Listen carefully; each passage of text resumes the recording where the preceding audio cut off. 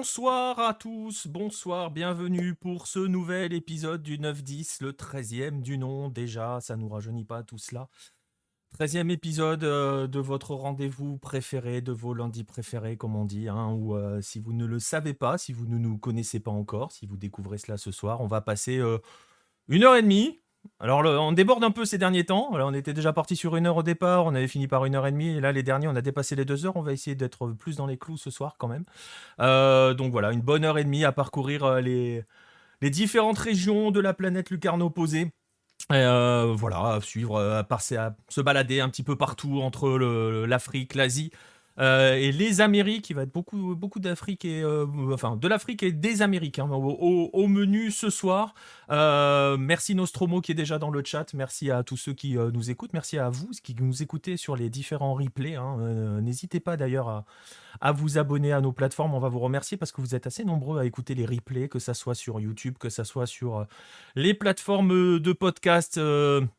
C'est les différentes, que ça soit, je vais en oublier, mais c'est pas grave, Spotify, iTunes, Google Podcast. Je sais que j'oublie pas Deezer parce qu'ils nous veulent toujours pas. Donc, enfin, ça marchait, mais ça marche plus, et voilà, et voilà. Donc, si vous êtes habitué, si vous nous cherchez sur Deezer, vous nous trouverez, mais vous verrez des épisodes qui ont presque 2 ans maintenant. Donc, vous ne trouverez pas les derniers épisodes. Bref, bienvenue à tous. On va donc passer cette bonne heure et demie justement, à parcourir la planète, et vous allez voir que le menu est assez dense. Si vous ne connaissez pas le 9-10, je le disais, on parcourt la planète Hello, on suit l'actualité et on fait un petit peu d'histoire pour voir les petites histoires dans la grande aussi parfois, et vous allez voir que ça va être le cas ce soir particulièrement. C'est un peu l'essence de Lucarne opposée. Et si je disais que c'était le cas particulièrement ce soir, eh ben, je vous le voyais avec le sommaire que je vous affiche à l'instant, puisque nous allons commencer comme toujours, avec les news de la semaine. Et puis ensuite, on aura un dossier consacré à une véritable légende sud-américaine. Peut-être pas la plus connue, et c'est justement pour cela que c'est intéressant d'insister sur lui. Luis Cubilla, alors Cubicha, si vous voulez être du Rio de la Plata. Cubilla, si vous voulez le dire à l'espagnol, vous choisissez, vous faites comme vous voulez.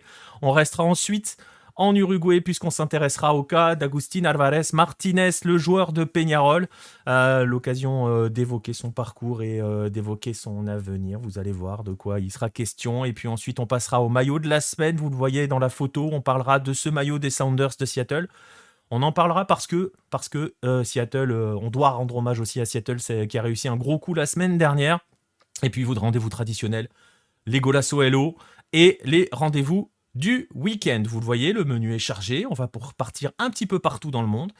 Eh bien, installez-vous confortablement. Si vous l'êtes, c'est bon. Vous avez le café ou le maté suivant votre région, suivant l'heure à laquelle vous nous écoutez. On peut y aller. 13e épisode du 9-10. On démarre avec les news de la semaine.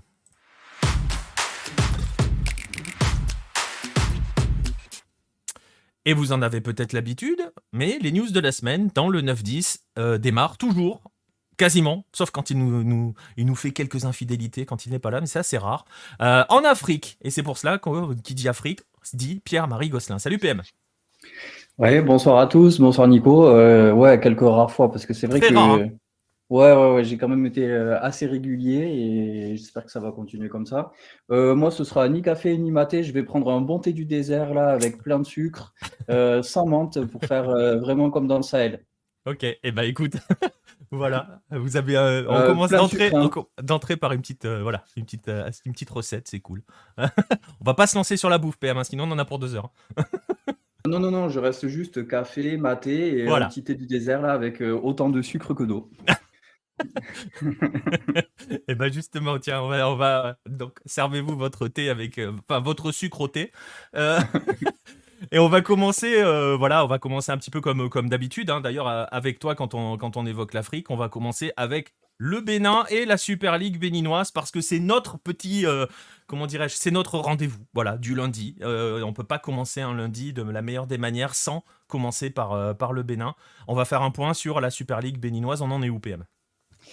Bah écoute, on vient de reprendre, hein, comme on l'a dit lundi dernier, c'était la trêve. Et donc là, c'est reparti. Les matchs se sont joués donc samedi et dimanche.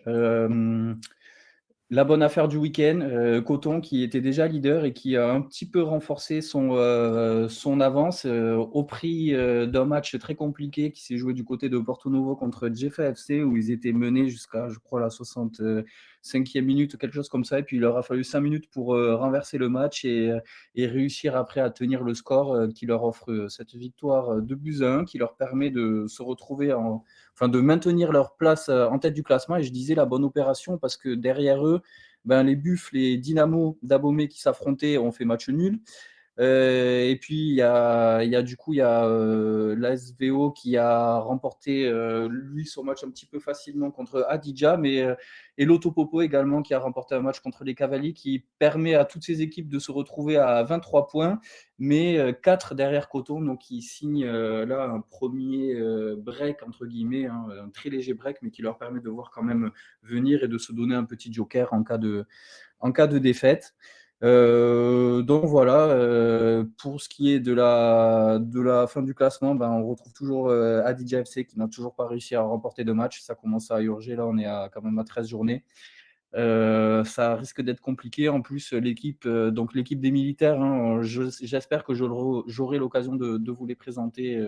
J'aurai l'occasion de vous les présenter dans un prochain numéro. Mais c'est une équipe qui a dévoilé son nouveau maillot camouflage, très beau, de très bon goût, que vous aurez l'occasion donc de découvrir. Si c'est pas lundi prochain, ce sera le suivant ou celui d'après. Ouais, je l'ai. Alors, je t'avoue que je l'ai vu passer. J'ai failli, mais je me suis dit, on va se le garder de côté. Celui-là, il est sympa. Il est sympa. Hein. Le maillot camouflage, c'est quelque chose. Mais oui, je l'ai vu passer. On vous tease un petit peu là-dessus. Voilà. Ah c'est l'équipe des militaires. Ils se cachent pas. Ah, Ils se cachent pas. Là, Là, il se cache ils sur le affichent. terrain. Remarque qu'il y a je connais quelques équipes qui pourraient l'utiliser. Ça leur ferait du bien. Mais Tu sais, un terrain un peu abîmé avec un peu de terre, un temps pluvieux, c'est vrai que on a vite fait de plus savoir trop c'est où sont ça. les joueurs. C'est exactement ça. On vous laisse, on vous le laisse en suspens. Peut-être que vous irez chercher un petit peu en tapant sur Google et tout, mais vous allez voir, il est sympa. On vous le montrera quand on parlera de cette équipe-là. Mais Ouais, voilà, ouais, on aura l'occasion. pour revenir sur le championnat, donc il y a Coton qui s'échappe un petit peu. Vous le voyez hein, avec le classement qui est affiché. Il y a un vrai groupe hein, de la 2e à la 7e place. Il y a 1 point. Et puis il y a une espèce de ventre mou quand même. 8-10 de la 8e à la 11e place. On est un peu entre deux. Et après, les 4 derniers, c'est déjà bien décroché quand même. Hein.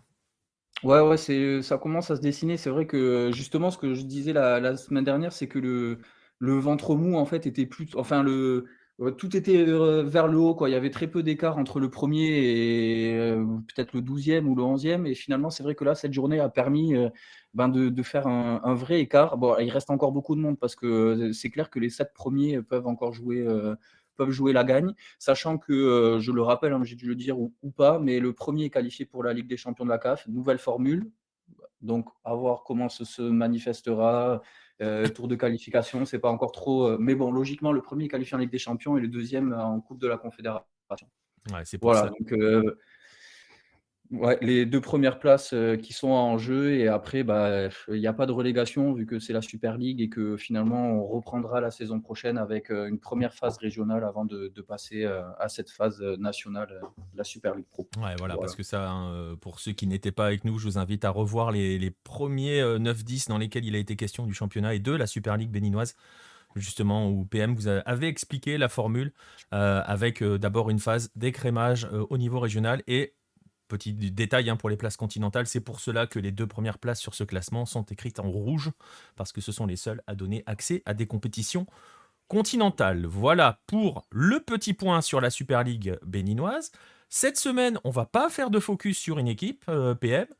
Pourquoi ? Parce que y a une affaire quand même qui a éclaté cette semaine, notamment, enfin pas notamment, autour de la sélection U20 béninoise. Une affaire, j'ai presque envie de dire malheureusement, et sans tomber dans les clichés, et puis je sais à qui je m'adresse, hein, à quelqu'un qui a été confronté quand il était dans les diverses académies dans lesquelles tu as bossé, ce fameux débat habituel qui ressurgit, et ces fameux problèmes sur la triche à l'âge. Ouais, exactement. Un sujet qui me tient à cœur vraiment parce que c'est un véritable fléau, pas que pour le football, tous les sports sont concernés, masculin, féminin, enfin c'est quelque chose qui gangrène complètement le sport en Afrique. Bon, il y a beaucoup de raisons qui peuvent le justifier, les actes de naissance qui peuvent être refaits, en allant dans n'importe quelle mairie. Enfin, je veux dire, c'est très facile pour quelqu'un de se procurer un acte de naissance qui finalement donne des informations qu'on a choisi qu'il donne. Donc à partir de là, c'est facile de se faire un passeport, un deuxième, un troisième, un quatrième passeport si besoin. Et donc, c'est un sujet qui revient souvent sur le devant de la scène, notamment quand il est question des compétitions de jeunes. Et là, ce week-end, ça a de nouveau fait l'actualité à Cotonou ou au Bénin, de par l'intervention d'un journaliste, Pérez Lecotan, quelqu'un que j'ai eu l'occasion de rencontrer plusieurs fois, qui était même, on peut le dire, un ami. Bon, la distance s'est un peu installée avec le temps, mais on peut critiquer un peu ses méthodes. Il est souvent un petit peu borderline parce que voilà, il n'a pas sa langue dans sa poche, il dit ce qu'il pense et voilà, certains disent qu'il navigue un peu au gré des intérêts. Bon, il y a quand même un fond vraiment une volonté qu'il a au fond de dénoncer des choses qui ne fonctionnent pas et il n'hésite pas à le faire sur cette problématique de l'âge. Et en fait, c'est parti d'une sélection, donc de la sélection des U20 qui joue dans le désert à Niamey, d'où l'intérêt du thé en introduction. Du coup, au Niger, capitale du Niger, qui organise le tournoi UFOAB, dans lequel les équipes de l'Afrique de l'Ouest s'affrontent pour se qualifier pour la CAN U20 qui aura lieu en Égypte l'année prochaine. Et en fait, donc en voyant passer la composition de la sélection, il s'est permis des petites remarques en disant quand même, lui, il est encore là, c'est étonnant parce que il y a 3 ans, il était déjà plus ou moins à ce niveau-là. Voilà, il y a pas de test pour l'âge en U20. Dans les catégories en dessous, il y a des tests IRM, mais là, il n'y en a pas. Et donc, il a soulevé cette interrogation avec donc ces joueurs un peu, voilà, il se dit, ils sont peut-être un peu plus vieux que leur âge. Et un autre élément qui est important, c'est le fait que pratiquement l'ensemble des joueurs sont en Super League Pro. Donc, voilà, ce serait signe d'une très bonne. Ce serait normalement le signe d'un championnat avec plein de très bons jeunes joueurs, ce qui n'est pas forcément une réalité sur le terrain et ce qui donc impliquerait que certains Ouais. joueurs n'aient pas vraiment leur âge. Ouais, j'en profite pour saluer Romano92, que je me trompe pas en lisant ton pseudo. Bienvenue à toi, hein, c'est sa première dans le chat. Je le mets, hein, justement, le message de Pérez Lécotan, hein, qui s'interroge là-dessus, hein. Il l'a fait dans un message notamment sur Facebook, vous le voyez, où voilà, il avait annoncé qu'il allait donner des noms, hein, pour dire les choses, vous le voyez. Demain, je reviendrai avec des noms qu'on me dise clairement comment ces joueurs ont 20 ans. Donc, comme tu viens de l'expliquer, en s'appuyant sur le fait que bon, ils jouent quasiment tous dans une équipe de Super League, et comme tu disais aussi, il y a 3 ans, ils étaient déjà U20. Donc, donc voilà.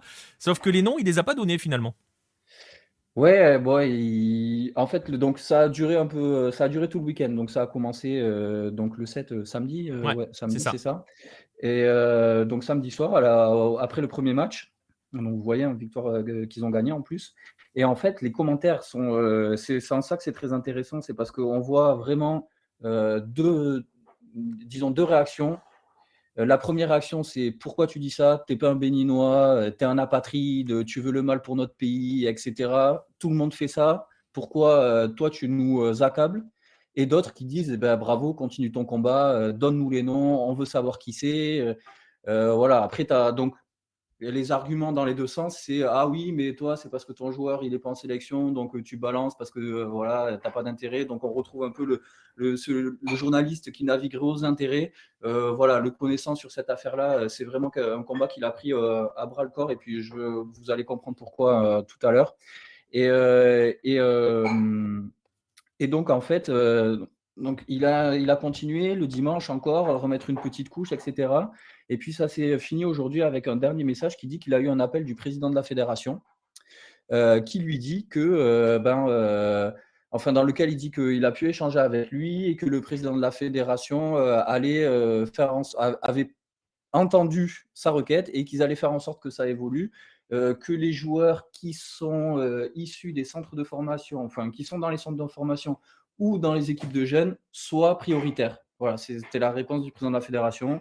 Il s'en est félicité, donc Pérez Lécotan, même si au fond, je pense que c'est plus de la diplomatie. Voilà, on lui a peut-être un peu tiré les oreilles. Fais attention à ce que tu dis. Enfin, je ne sais pas vraiment le fond, mais dans tous les cas, il a un tout petit peu rétropédalé. Il n'a plus donné les noms et il a félicité le président de la fédération et le ministre des Sports, ce qui est quand même un petit peu douteux, sachant qu'il n'y a pas de championnat de jeunes et que les académies sont livrées à elles-mêmes. Donc, au final, dire qu'on va donner la priorité à ces joueurs-là, c'est juste voilà, je sais pas, un coup d'épée dans l'eau, ou on trouver un équivalent de cette expression pour dire Est-ce que le que message ça voudrait dire servira à qu'il a, rien. est-ce que le message qu'il a posté aussi, j'ai pas pu vous le mettre, je me suis rendu compte que je me suis trompé d'affichage, mais c'est pas grave, je l'ai pas installé, enfin je l'ai pas mis à disposition, mais voilà, tu l'as expliqué, hein, il explique qu'il a été appelé par le président, que voilà, tu as tout expliqué, ça veut dire qu'il a pris un coup de pression peut-être, non? Ben peut-être après, tu sais, ils ont peut-être essayé de noyer le poisson en lui disant des trucs. Pour moi, c'est, je sais pas, c'est compliqué de dire ça. C'est quelqu'un qui connaît très bien le président de la fédération, qui connaît très bien le ministre des Sports. C'est un journaliste sportif reconnu. Il a été média officer de la fédération. Enfin, voilà, c'est quelqu'un qui est vraiment intégré dans le truc et qui a pas vraiment l'habitude de se laisser prendre comme ça. Il s'est clashé déjà avec le journaliste le plus influent du pays. Enfin, il n'hésite pas en fait. Ouais, Alors du coup, forcément, ça lui fait des casseroles parce que voilà, encore je le dis et je m'en cache pas, il a des méthodes qui sont très souvent borderline. Il a aussi navigué un peu, enfin, il a aussi été un petit peu journaliste en fonction des intérêts. Donc voilà, ça pourrait, disons que ça va à son encontre, alors que dans le fond, et vous allez comprendre pourquoi, je pense que c'est un combat qu'il a réellement envie de mener et qui, je pense, est indispensable pour que le football africain puisse se développer, quoi, pour qu'on puisse vraiment avoir un football des jeunes et pour que les meilleurs talents arrivent à s'exporter et qu'on ne soit pas obligé de compter sur des centres de formation. Voilà, au Sénégal, je ne sais pas, enfin, j'ai l'exemple du Sénégal qui me vient, mais il y a beaucoup de joueurs non sénégalais qui sont aussi issus de ces académies-là. Et du coup, c'est quelques petits pôles qui sont un petit peu occidentalisés et qui finalement ne représentent qu'une infime partie de tous les talents qu'il y a sur le continent. Du coup, voilà. ouais, et on rappelle que tu en as parcouru quelques-unes académies, donc voilà, tu sais un petit peu ce que, ce que tu racontes. Juste pour rebondir sur la question de Nostromo, avant que tu nous expliques justement le pourquoi, le pourquoi avec le combat de Pérez Lécotan. Petite question de Nostromo dans le chat, est-ce que tu penses que ce genre d'affaire peut avoir des conséquences sur le parcours du Bénin euh, ou pas du tout? Non, pas du Il y tout. En aura tout cas, rien. pas pour les U20, du coup, parce que donc, je l'ai dit, je le redis, la FIFA impose des tests IRM dans les catégories de jeunes jusqu'à U19, du coup, ouais, U19. Du coup, jusque-là, vous êtes testé. Donc, enfin, il y a logiquement un moyen de pouvoir détecter une fraude éventuelle, mais là, pour les U20, ça ne fonctionne plus. Du coup, à partir de là, c'est la confiance au passeport et malheureusement, bon, là, on voit pas Ouais. trop la photo, on peut pas non plus se fier, puis c'est très difficile de se fier au Oui. faciès d'un joueur. C'est- Je suis bien placé pour le dire parce qu'il y a des jeunes qui, quand on grandit dans la rue, quand on grandit dans la souffrance, la misère, forcément, le visage est plus marqué que quelqu'un qui a grandi dans un cocon doré. Voilà, donc il y a des jeunes qui peuvent paraître vieux. Et ça m'a fait très mal quand je savais qu'il y avait des vrais jeunes qui étaient là et qu'on faisait des réflexions en disant qu'ils sont vieux. Ça blesse un peu, sachant que c'est le fruit d'une souffrance et d'un combat permanent. Et qu'à côté de ça, voilà, bon, il y en a, c'est sûr, qui sont plus jeunes, qui ont un faciès beaucoup plus jeune et à qui on va dire, bon, ben, il peut tricher de 4 ans sur son âge, Ouais. ni vu ni connu, quoi. Et c'est vrai que Voilà. après c'est vrai que par exemple moi j'ai en mémoire je crois que c'était Mansour qui avait posté ça sur Twitter, Mansour Loum, avec le championnat interscolaire, j'imagine que tu as vu passer les photos, le Ouais, au Sénégal Congo, RDC, c'était. là c'était de la folie quand même. Sachant que justement, c'est bien que tu le dises parce que c'est Pérez, justement, rebondit dès qu'il y a une petite affaire sur ça, il n'hésite pas, il le relaie, il en parle, que ça concerne le Bénin ou que ça ne le concerne pas d'ailleurs. Et donc, ouais, donc voilà. Et puis ça me fait penser, bon, parce qu'il y a des trucs avérés complètement fous. Vous vous souvenez peut-être de Christian Bassogog, qui avait été très bon à la CAN 2017, je crois, qui jouait en Ouzbékistan, qui était parti en Chine et qui est Ouais, toujours en Chine, ouais. qui a 30 ans, aujourd'hui, qui a 30 ans, et sa fille est née à 21 ans. Voilà, je dis ça, je m'arrête là.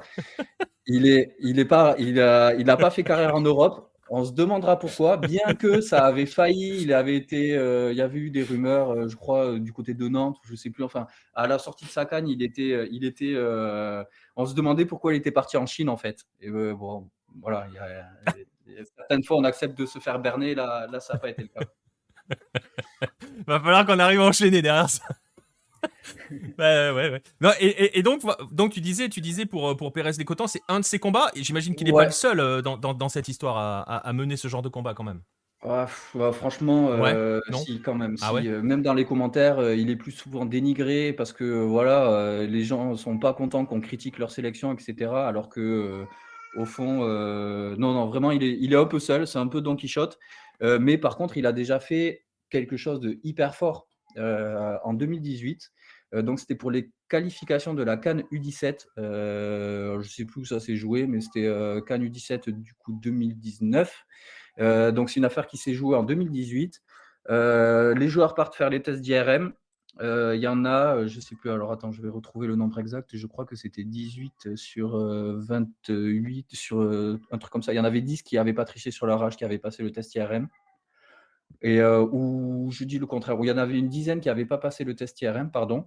Et donc, il avait relayé cette information, il avait accablé la fédération et tout ça, et ça s'est fini au tribunal avec donc 10 joueurs qui sont partis en prison pour une durée de 1 à 2 mois, des membres de la fédération aussi, des professeurs d'école, enfin bref, vraiment, ça avait fait un grand, grand bruit au Bénin, c'était la honte nationale, vraiment. Le chef de l'État s'était exprimé sur le sujet et tout ça. Et en fait, ben, on se retrouve 2 ans après, ça a été oublié. On était passé à autre chose. Les catégories de jeunes, parce qu'en fait, c'est le problème des sélections de jeunes, c'est que c'est un peu saccadé, quoi. Vous avez une sélection, puis vous avez plus rien pendant 1 an, puis de nouveau une sélection, et finalement les générations se perdent. On a du mal à retrouver des U17 en U19, des U19 en U20, et cetera. Il y en a, mais c'est très rare, en fait. C'est comme si on repartait à chaque fois avec un nouvel effectif, et finalement, c'est la conséquence aussi de cette tricherie sur l'âge, hein. Là, c'est clair que ça complique, enfin, ça complique pour les joueurs d'être performants. Quand on est plus vieux que son âge réel, et ben, on était peut-être hyper performant en U17, mais quand on se frotte à des gens plus vieux, ça devient plus difficile. Alors que quand ils étaient plus jeunes, c'était plus simple contre des gamins, quoi. Et donc, du coup, il y avait eu ce truc-là qui avait fait un énorme tollé. On s'était dit que ben, peut-être ce serait le point de départ pour quelque chose de nouveau. Et ben finalement, voilà, on est 3 ans plus tard, et de nouveau, ben, les critiques arrivent, et de nouveau, on ne les accepte pas.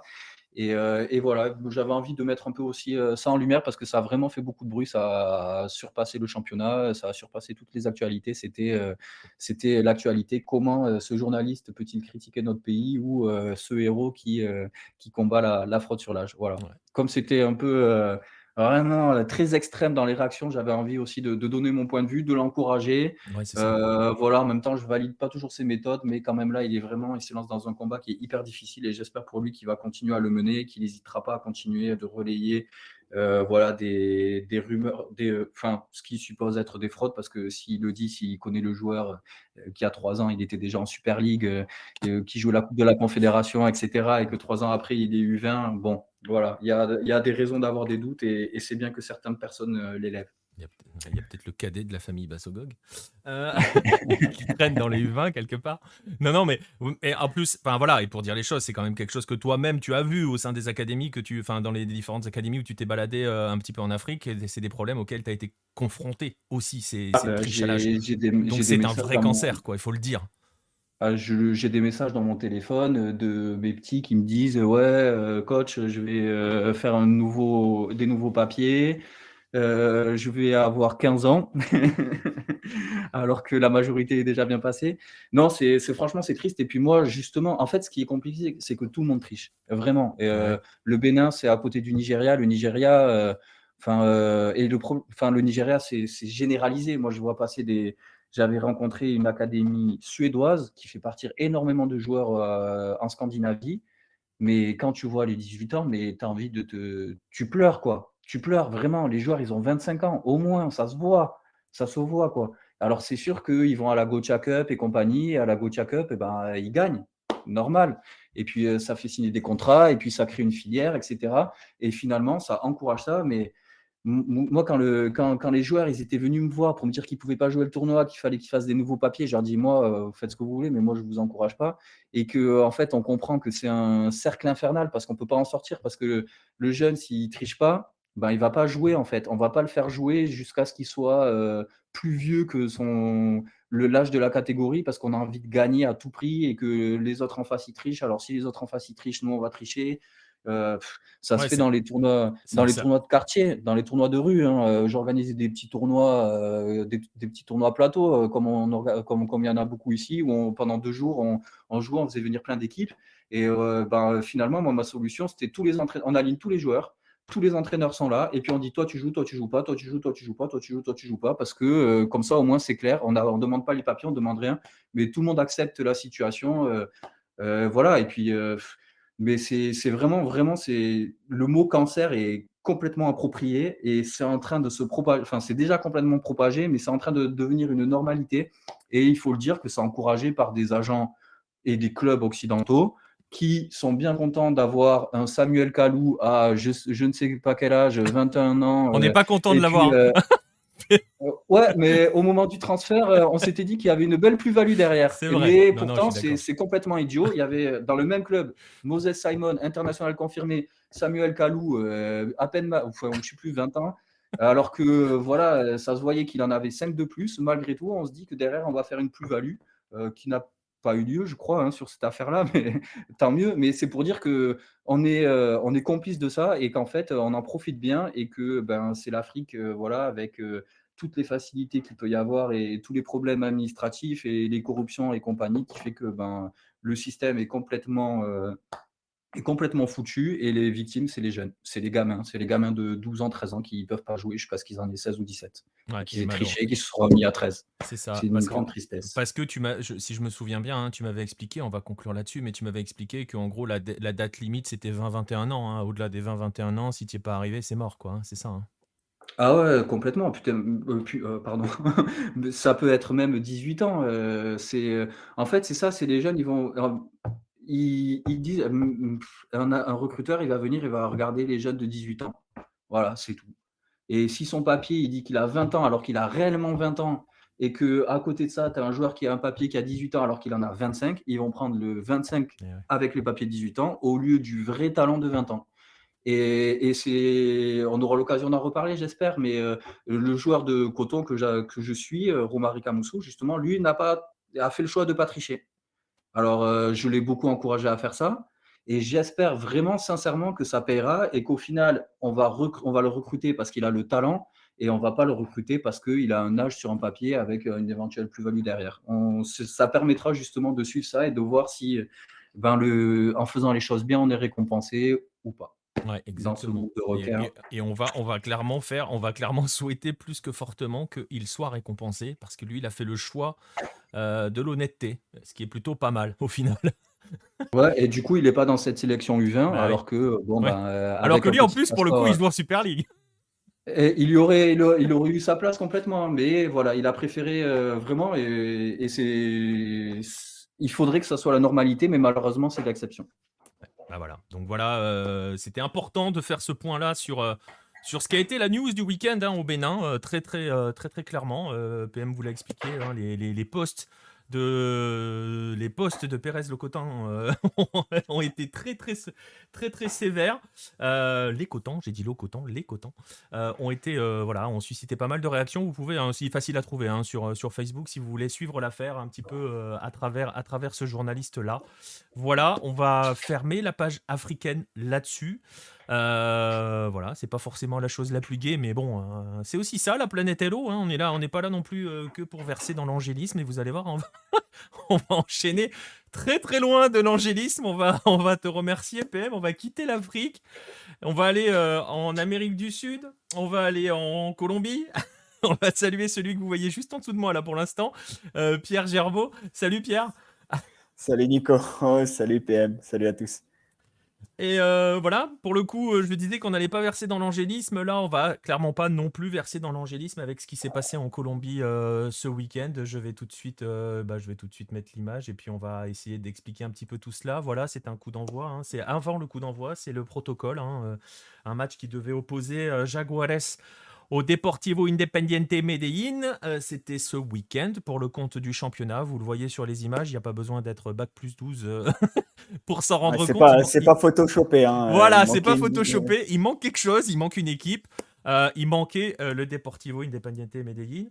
On va expliquer ce qui s'est passé avant. Et c'est important, on est obligé de sortir du cadre du football dans ce cas-là, parce que c'est ce qui entraîne tout ce qui va se passer derrière, toute la cascade d'événements. On va donc se poser 2 secondes, Pierre, et essayer de comprendre ce qui s'est passé autour du match et en même temps, ça n'a aucun lien d'ailleurs avec le match. On va planter le décor parce que la région dans laquelle ce match devait se jouer est secouée par une actualité extrêmement violente, hein, il faut dire les choses telles qu'elles sont.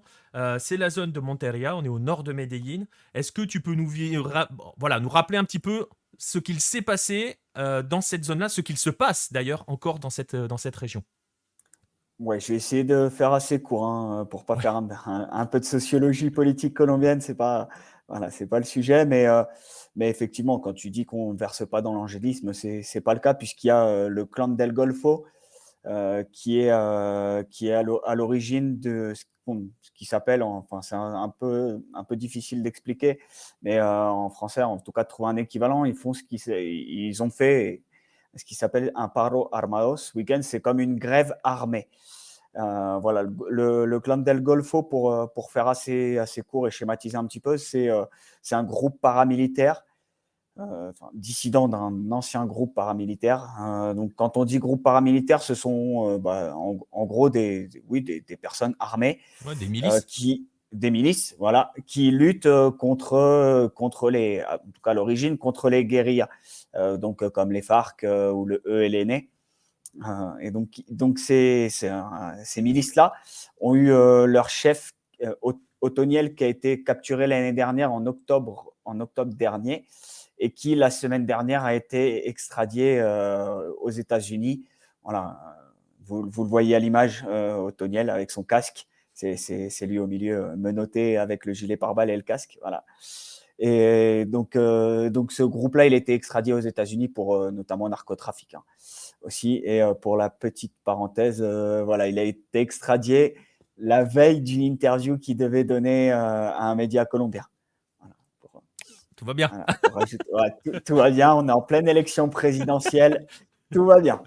Euh, donc voilà, l'extradition, pour lutter contre cette extradition, en fait, le clan del Golfo a mené ce paro armado, et ça a déclenché tout simplement une vague de violence, hein, dans le nord du pays. Vous l'avez vu sur la carte tout à l'heure, Monteria, alors c'est pas au Ouais, je bord de remets la la mer, carte. mais voilà, mais toutes les zones, en gros, nord de la Colombie jusqu'à Carthagène des Indes. Voilà, vous voyez, toute cette zone-là, est un petit peu au sud. Si vous voyez entre Medellín, par exemple, et Monteria, cette zone-là voilà, faut éviter, quoi. Éviter d'y aller en ce moment. Donc il y a une vague de violence tout simplement dans les villes, dans les campagnes, et notamment à Monteria.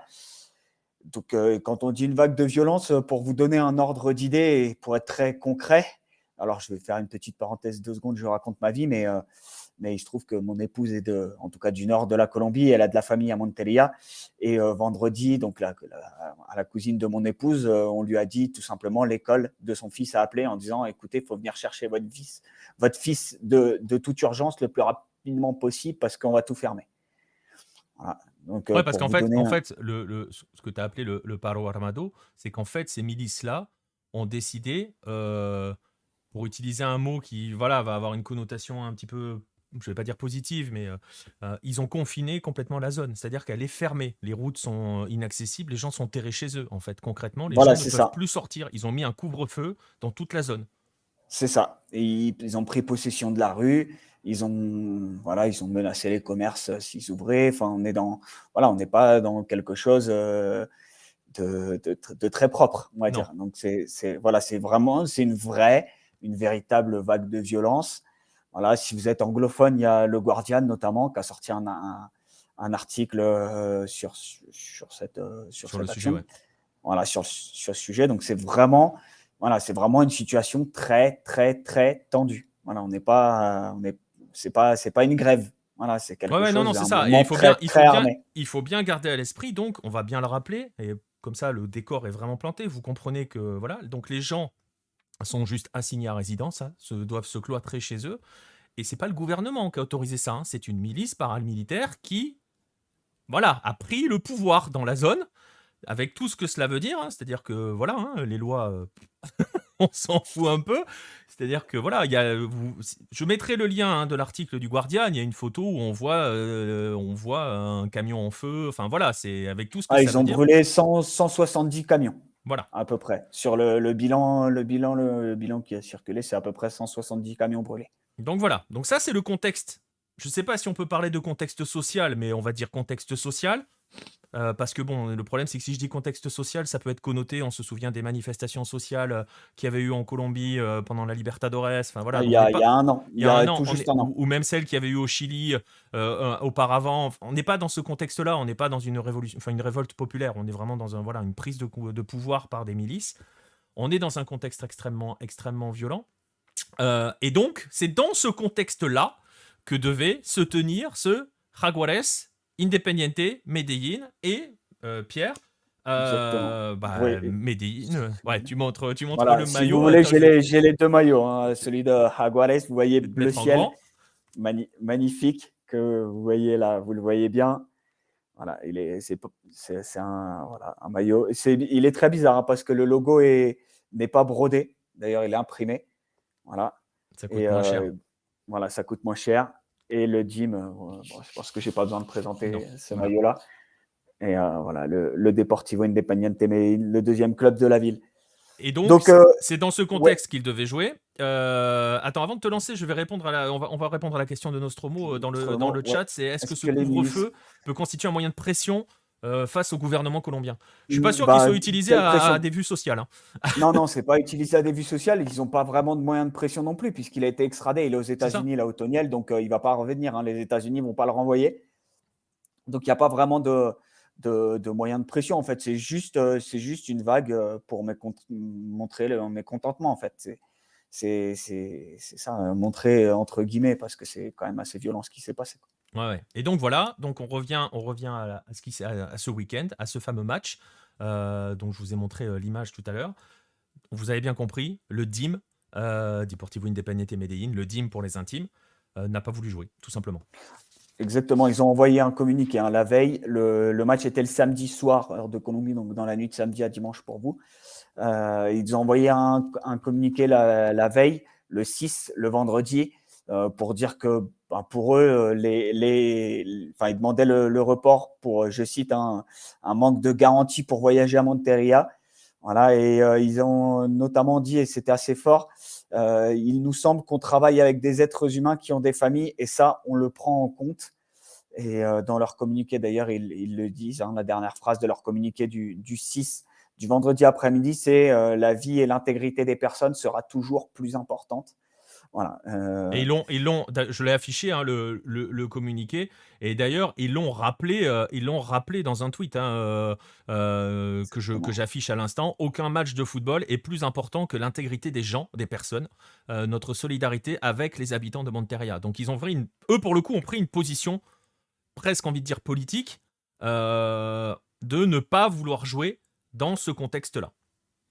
Ouais, ils ont eu raison. Après, je ne sais pas si le match avait été important sportivement. Je ne sais pas s'ils auraient eu la même attitude. Ça, c'est une véritable question. Voilà, il se trouve qu'eux, ils sont déjà qualifiés pour les quadrangulaires. Donc, et Jaguares est déjà éliminé. Donc, ce match-là n'avait pas vraiment d'enjeu sportif. Mais c'est vrai qu'ils ont tranché. Hein. Ils ont pris la décision de dire voilà, nous, on n'y va pas, et on demande tout simplement de reporter le match. Et justement, parce que tu viens de le dire, ce match n'avait aucun enjeu sportif, puisque voilà, le DIM est qualifié, tu l'as dit, Jaguares ne l'est pas, et ne le sera probablement pas, parce qu'il faudrait un miracle absolu. C'est mort. C'est mort mathématiquement. Ouais. Voilà. Et pourtant, au-dessus de tout ça, on a une Di Mayor qui a décidé qu'on en arrive à ces images-là. Ouais, je vais essayer de pas insulter Voilà, des faut pas mamans. insulter les mamans. Pas les mamans. Mais C'était important parce que ouais, ce mais week-end, voilà. les mamans étaient importantes en Amérique du Sud. Exactement, c'était la fête des mères, le dimanche, tradition très, très importante donc notamment en Colombie. Ouais, bah, après donc ce qu'on voit, c'est tout simplement une honte absolue, une irresponsabilité totale. On pourrait additionner les mots, hein. La Di Mayor a décidé de tout simplement refuser 2 fois cette décision de reporter le match. D'ailleurs, pour la parenthèse, Winsport avait dit que, bah, eux non plus, hein, Winsport, c'est le canal qui diffuse, enfin la chaîne, pardon, qui diffuse le championnat. Ils avaient dit, bah, écoutez, nous, on n'y va pas. En tout cas, on met une caméra et c'est tout, quoi. Et, donc, effectivement, la Di Mayor a décidé bah, non, ce match devait se jouer. Voilà, pour la parenthèse, tant qu'à faire, hein, quand il y a des milices partout dans la ville, autant mettre un match de foot et autant faire venir de la police dans le stade, on ne sait jamais. Ça peut, ils ont des fois qu'ils soient occupés à autre chose. Mais voilà, donc la Di Mayor a refusé 2 fois. Le DIM, en fait, au moment une demi-heure avant le match était prévu donc à 20h15 samedi soir. Et à 19h45, ils ont dit, Deportivo Independiente Medellín a renvoyé un communiqué pour dire que bah, la demande de reporter le match a été refusée 2 fois par la Di Mayor. Donc c'est pour eux, les conditions de sécurité étaient réunies et il n'y avait aucun problème. J'en profite, il n'y a pas que le DIM, hein, qui a demandé le report du match. Il y a Call Foot Pro, le syndicat des joueurs de foot, qui l'a dit aussi. Hein. Voilà, qui a dit voilà, pour nous aussi, on demande de reporter ce match. Et donc, résultat des courses, voilà, il y a eu les actes protocolaires, on va dire, puisque en Colombie, il y a l'hymne national d'abord et l'hymne de la ville ou du département. Donc voilà, pour la parenthèse, les deux hymnes ont été joués et on a vu les joueurs de Jaguares morts de rire pendant les hymnes. Ça aussi, c'est super. Et donc, on a vu, c'est l'image que j'affiche, et on a vu le maire le maire de Monteria, parader et qui nous était là. envoyer un tweet absolument lunaire. Voilà, absolument, en disant voilà, il y avait toutes les garanties pour le match. Pour le match, et la dernière phrase, sumaremos 3 puntos ante ausencia del equipo. Voilà, c'est si je traduis, c'est tout simplement on prendra 3 points puisque l'autre équipe n'est pas venue. Voilà, c'est super classe, voilà, magnifique. Donc voilà, la décision de la Di Mayor a été on joue ce match, on joue entre guillemets, hein. Nous on le reporte pas et donc voilà, Jaguares prendra les 3 points sur tapis vert et le foot colombien en sort. Je sais pas, c'est rétréci, on va dire. Bah justement, ça rebondit parce que c'était Nostromo je me demande si Nostromo n'a pas notre conducteur sous les yeux. Tu vois, va falloir que je surveille chez moi parce qu'il nous a envoyé 2 messages qui vont servir presque de conclusion justement. Bon, il y a un premier message sur la tension qui devrait y avoir autour des présidentielles en Colombie où ça va être très très tendu. Est-ce que tu peux confirmer cela? Là, on sort du cadre du foot. Ouais, Nostromo, alors je te confirme et je vais même aller plus loin.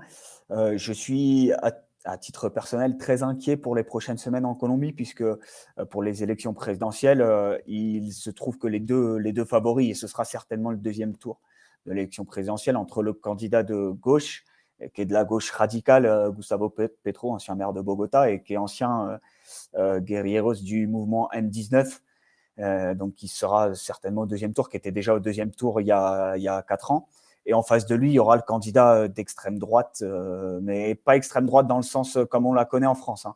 C'est une extrême droite très ultra libérale, ultra capitaliste. Enfin, voilà, très évidemment aussi très proche du pouvoir militaire et policier, puisque déjà les militaires et les policiers ont déjà affirmé leur soutien à ce candidat qui est Federico Gutiérrez, ou Fico Gutiérrez comme il se fait appeler, ancien maire de Medellín. Voilà, ce sera le deuxième tour et c'est très serré, donc voilà, je pense qu'à titre personnel, ça va tricher des deux côtés. Le perdant aura du mal à reconnaître sa défaite.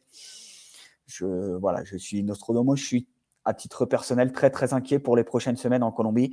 Voilà, le deuxième tour est mi-juin ou début juin, donc et le premier tour à la fin du mois, hein, il est dans 3 semaines. Donc voilà, et pour te répondre, si le foot colombien n'est pas en grande forme, allez, après avoir insulté les mamans de la Di Mayor, on va s'attaquer aux mains. On va s'attaquer aux mamans de la Fédé. Il y a une nouvelle qui est arrivée. La Colombie jouera son, a priori, seul match. J'ai du mal à y croire. A priori, seul match amical de l'année 2022 contre l'Arabie Saoudite le 5 juin à Murcie, en Espagne. Et puisqu'on nous a félicité pour le partenariat, vous avez vu tous que le partenariat Lucarno Posé sera partenaire du tournoi j'en parlerai tout à l'heure. Maurice Revello. Voilà. Et le sélectionneur colombien sera le sélectionneur des espoirs. Et voilà. Donc, si vous recoupez le 5 juin en plein tournoi Maurice Revello, donc le mec va devoir se couper en deux. En plus, la Colombie joue je me demande s'il ne joue pas le 5 ou peut-être le 6. Voilà, ils ont un match. Donc bon, la Fédé a eu la bonne idée de dire allez, les A vont aller faire un amical en Espagne en plein tournoi de Toulon et puis nous, hors saison le en plus, voilà, dans une date FIFA qui est hors saison pour la Colombie qui ne prépare plus rien. Magnifique. Voilà, magnifique. Donc tout voilà. va bien dans le meilleur des mondes, tout va bien. Vive le foot colombien. Et moi, je vais aller me jeter à la mer parce que je pense que j'ai plus que ça à faire. Ah oui, Rueda a été démis de ses fonctions, Nostromo. Nostromo, attention, t'as pas la référence Alien, toi. T'as pas la référence Alien. Enfin, je pense que c'est ça. Pour moi, le Nostromo, c'est le vaisseau dans Alien. Mais bon. Non, j'ai pas cette référence. Désolé. Il confirmera peut-être dans le chat, mais à mon avis, ça vient de là. Donc, voilà, désolé Nostromo, mais oui, c'est bien fini Rueda. Il a été renvoyé. Et donc, le sélectionneur des espoirs, c'est Hector Cardenas. Donc voilà, il va devoir faire la sélection des A et le tournoi de Toulon en même temps. Tout va bien. Tout va très bien. Bon, voilà, vous voyez où on en est, en Colombie. Voilà, si vous désolé, avez Pierre, des antidépresseurs, non, mais envoyez vos antidépresseurs, vos tabourets, vos cordes, parce que la fin de saison, ça s'annonce super. Eh ben ouais, c'est clair. Et tiens, on va continuer avec un autre pays où tout va bien aussi. D'ailleurs, il y a un point commun. Il y a plein de points communs puisqu'on parlait de Rueda il y a 2 secondes. C'était le pays qui l'a planté pour aller se planter après avec la Colombie, puisqu'on rappelle quand même que Reinaldo Rueda a réussi, comme tout le monde le dit, le grand tour d'arriver à éliminer 2 sélections sud-américaines de la Coupe du Monde. Ça mérite d'être salué sur cette campagne 2022. Et justement, il y a un autre lien entre Colombie et Chili, parce que voilà, on va parler du Chili, on va parler d'une affaire absolument folle. J'en ai un petit peu parlé, il y a eu une brève sur Lucarno Posé sur le sujet. C'est la fameuse affaire Byron Castillo, qui a été déterrée par un journaliste colombien, d'ailleurs, tu me confirmeras, Pierre Sebastián Bejarano, qui avait sorti justement comme quoi il y avait on parlait de triche à l'âge. Là, on va parler de triche à la nationalité. Comme quoi Byron Castillo, le joueur de la sélection équatorienne, en fait, serait né en Colombie, tout simplement, donc ne serait pas équatorien, vous l'aurez compris. Alors cette histoire, j'en ai parlé un petit peu sur Halo, il y a une brève là-dessus. Ils ont été ressortir des registres, parce que Bejarano, le tweet qu'il avait envoyé là-dessus, a fait bouger beaucoup, que ça soit en Équateur ou que ça soit au Chili, parce que voilà, pour dire les choses clairement, si Byron Castillo n'est pas équatorien, tous les matchs auxquels il a participé avec la sélection doivent être annulés concrètement. Et dans cette histoire, le grand gagnant serait le Chili, qui prendrait 5 points de plus sur son classement. Il faudrait enlever 14 points à l'Équateur, il faudrait rajouter 5 points au Chili. Concrètement, ça change rien pour le Pérou, ça change rien pour la Colombie qui sera toujours éliminée, mais ça qualifie le Chili pour le Qatar, tout simplement. Et donc voilà, il y avait eu cette histoire qui avait été un petit peu désamorcée par la fédération équatorienne et par les Équatoriens, justement parce que c'était de l'histoire ancienne, tout simplement. Je vais vous montrer, je sais plus si je l'ai mis quelque part. Voilà, ces documents-là, parce que tout le monde est allé ressortir les documents de registre d'état civil, avec un qui est colombien, un qui est équatorien, et c'est tout simplement pas le même deuxième prénom, concrètement. Donc ce serait pas la même personne. Cette affaire avait été jugée en Équateur, à l'époque où le garçon qui était Independiente del Valle avait rejoint Barcelona. Donc c'est une affaire qui remontait à 2018, qui avait été jugée en 2021, réglée, pas de problème, une affaire de 3 ans.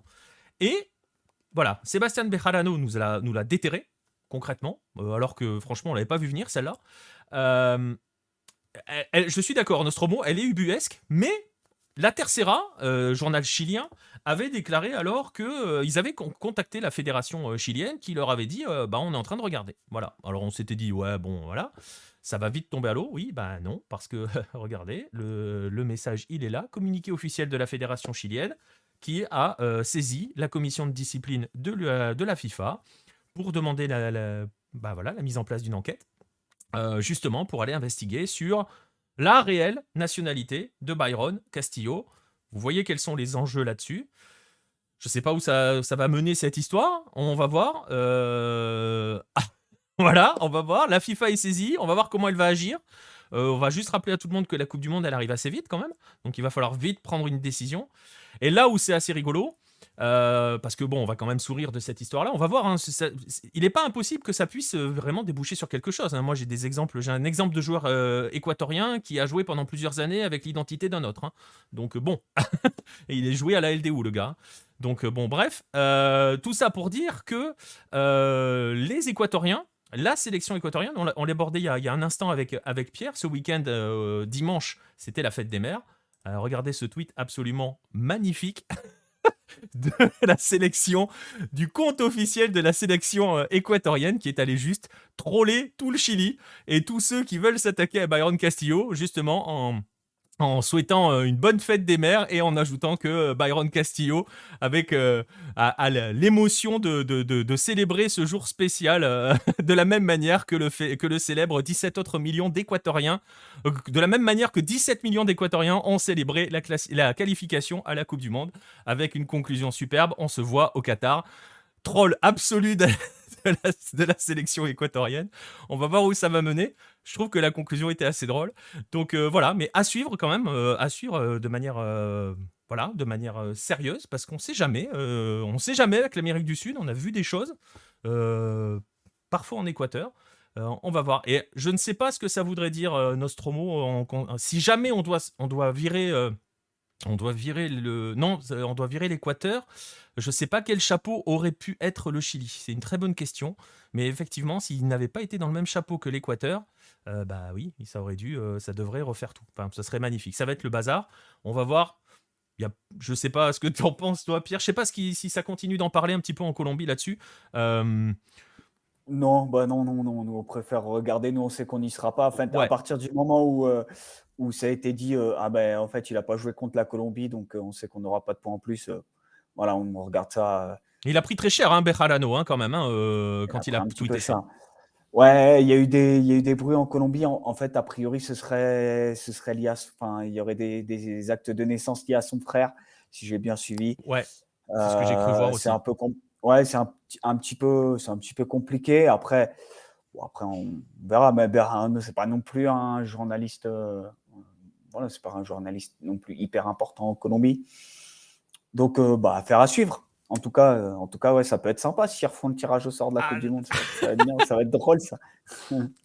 On fera un live sur Twitch. C'est ça, on refera un live. On fera un live pour ça. Le nouveau tirage. Ils ont déjà refait un tirage pour la Champions League, alors pourquoi pas pour la Coupe du Monde, hein. Mais bon, voilà. Dernière news de la semaine. Pierre l'a évoqué un instant, vous l'avez peut-être vu si vous êtes sur les réseaux sociaux, si vous nous suivez sur les réseaux sociaux. Si vous ne le faites pas, vous les voyez, ils sont tout en haut. Cette dernière news, c'est avec ce fameux tournoi Maurice Révélo, avec lequel Lucarno Posé a signé un partenariat. Alors, je ne sais pas si vous êtes tous au courant de ce qu'est le tournoi Maurice Révélo. Pierre l'a appelé par son ancien nom tout à l'heure, qui était le tournoi de Toulon. C'était le Festival International Espoir de Toulon. C'est encore écrit Festival International Espoir. C'est juste le plus grand tournoi international sur la catégorie U20, U21. Donc ça fait venir des sélections du monde entier. Je vous encourage à aller voir sur leur site. Vous verrez, ils font des points réguliers sur les anciens joueurs qui y sont passés. Et quand vous verrez les noms, ça va vite donner le vertige. Donc, voilà, tous les plus grands sont passés par le tournoi Maurice Révélo. Et donc, voilà, on a signé un partenariat avec eux. On va couvrir le tournoi. On sera sur place à partir du 29 mai jusqu'au 12 juin. Et ce n'est pas tout, puisque ce partenariat va plus loin. Puisque nous aurons le privilège de remettre un prix à un joueur, au meilleur joueur issu de la planète Lucarno Posé. Alors, je vais vous montrer quand même qui sont les candidats cette année, les équipes qui participent, et vous allez vite voir qu'il y a 12 équipes qui participent, qui sont réparties en 3 groupes. Il y a 11 équipes qui viennent de la planète Lucarno Posé, donc sauf si le joueur français, si un joueur français se distingue particulièrement, puisque la France est la seule nation européenne présente, il y a de fortes chances pour que l'on remette le prix tout simplement du meilleur joueur du tournoi. Donc voilà, vous voyez qu'il y a quand même un casting hyper intéressant. Pierre parlait de la Colombie, vous voyez Argentine et Venezuela qui complètent qui complètent le casting sud-américain. Panama, Mexique pour l'Amérique centrale et du Nord. Il y aura 3 Asiatiques, Indonésie, Japon, Arabie Saoudite. Et 3 équipes africaines, Algérie, Ghana, Comores. Vous voyez le casting. On en reparlera. On va en reparler dans l'émission du 23, dans 15 jours. On devrait faire venir des gens justement du tournoi. On se posera lors d'un 9-10 justement pour bien parler de ce tournoi-là si vous ne le connaissez pas. Donc on vous donne tout de suite rendez-vous le 23 à 21h. Et bien sûr, voilà, je l'ai dit, on sera là sur place à partir du 29 mai. Si vous êtes de la région, si vous êtes dans la région, n'hésitez pas, venez voir le tournoi et puis venez nous voir. Ça sera avec plaisir, mais donc je le disais, on en reparlera de ce tournoi. Ouais, on peut l'appeler. Et juste Nico, si je peux donner une petite info, voilà, la Colombie a déjà sélectionné un petit groupe pour un micro-cyclo, enfin un petit cycle, histoire de se préparer justement pour le tournoi de Toulon. Voilà, exactement. Et on aura le temps de parler des sélections présentes, de l'histoire du tournoi. Je vous dis, je vous donne rendez-vous le 23 et je leur ai pas proposé de le baptiser tournoi et lucarne opposée quand même, hein, mais bon, on n'est pas encore, voilà. Mais c'est déjà, voilà, franchement, c'est déjà assez énorme pour nous d'aller pouvoir suivre sur place. On y est déjà allé le suivre sur place, mais là, on va y aller vraiment de manière plus concrète. Voilà pour les news de la semaine. On va en rester là pour ce petit parcours de la planète Hello. Et puis, je le disais en introduction, de l'actualité, de la culture. On va passer à la partie culture foot de ce 9-10 et on va aller remonter l'histoire avec le dossier de la semaine.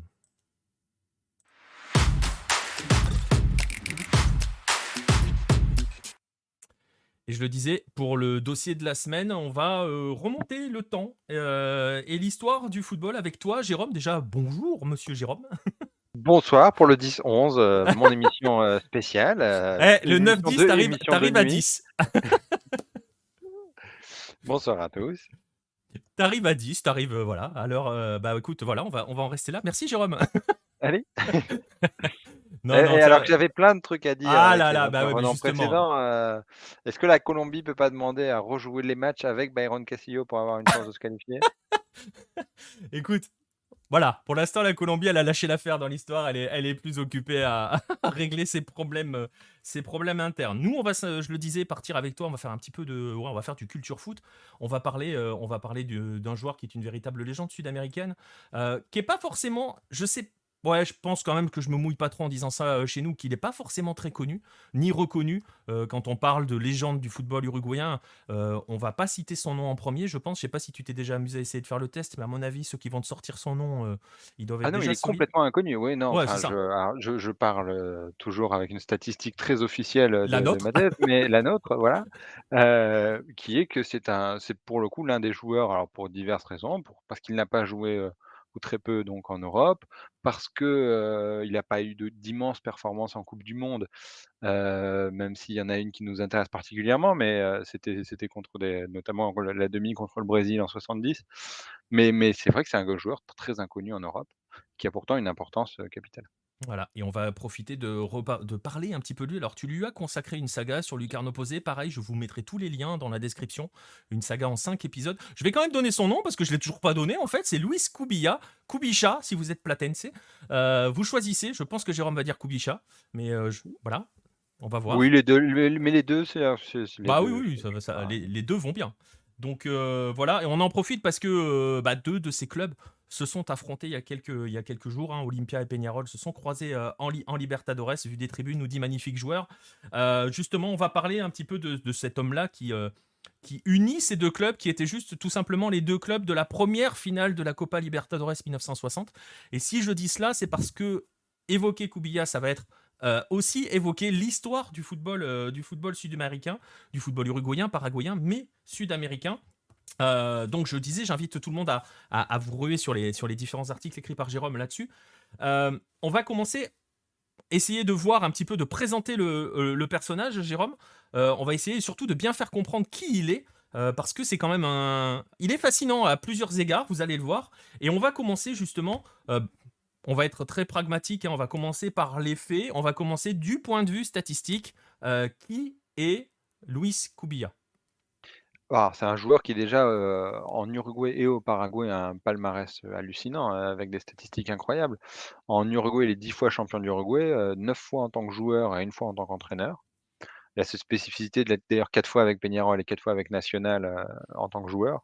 Donc c'était l'époque où on pouvait défendre encore les 2 clubs, sans que ça crée des vagues comme aujourd'hui. Et il a gagné que 9 titres, donc un de moins au Paraguay, 9 titres avec Olimpia, le tout en tant qu'entraîneur. Puis il y a jamais joué, c'était en tant qu'entraîneur. Ça fait 19 titres de champion au total, ça pose déjà quand même un certain palmarès, même si c'est bon, être champion avec Peñarol en Uruguay ou avec Olimpia à l'époque au Paraguay et pas forcément la chose la plus dure, c'est des palmarès très impressionnants. Ce qui fixe vraiment la dimension, de l'importance historique de Luis Kubica en Amérique du Sud, c'est sur les 30 premières années de la Libertadores, il l'a gagné 5 fois, il a joué 9 finales.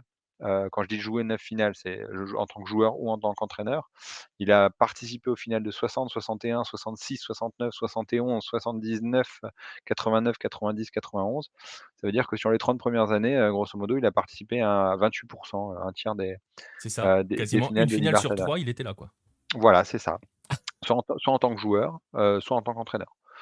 Il a aussi remporté, à une époque où ça avait beaucoup plus d'importance qu'aujourd'hui, mais 3 intercontinentales, pour 5 finales. C'est-à-dire que c'est un homme qui a joué 5 finales de coupe intercontinentale à l'époque où c'était des coupes du monde de clubs, hein, tout simplement, hein, comme, c'est le nom officiel aujourd'hui, mais à l'époque, c'était considéré comme, le club qui en sortait était le champion du monde des clubs. Et c'est aussi un homme des premières, puisqu'il a gagné le premier titre avec Peñarol, donc en 1960, la première Libertadores de Nacional et la première d'Olimpia au Paraguay, en 79. Ouais, voilà, et voilà pour les stats. Vous voyez déjà, on a posé l'homme, hein, comme on comme on dit. On a placé le personnage du point de vue juste à l'aune des résultats. C'est déjà pas mal. Mais justement, et parce que c'est là où ça devient intéressant, et c'est peut-être c'est peut-être la première chose à dire, et d'ailleurs, Vu des Tribunes nous l'a dit dans le chat, Luis Cubilla, c'était surtout, avant tout, un formidable joueur de foot. Oui, un ailier, alors un puntero, c'est les vieilles positions, dans le football, disons avant dans les années, 30 enfin, dans la première moitié du siècle, il y avait les attaques se faisaient à 5, donc il y avait toujours, 5 attaquants, dont 3 sur la ligne, d'attaque principale et donc 2 qui étaient des ailiers, hein, comme, des vrais ailiers, comme on peut encore en voir de temps en temps aujourd'hui. Et Kubica est un peu est typiquement de ce modèle.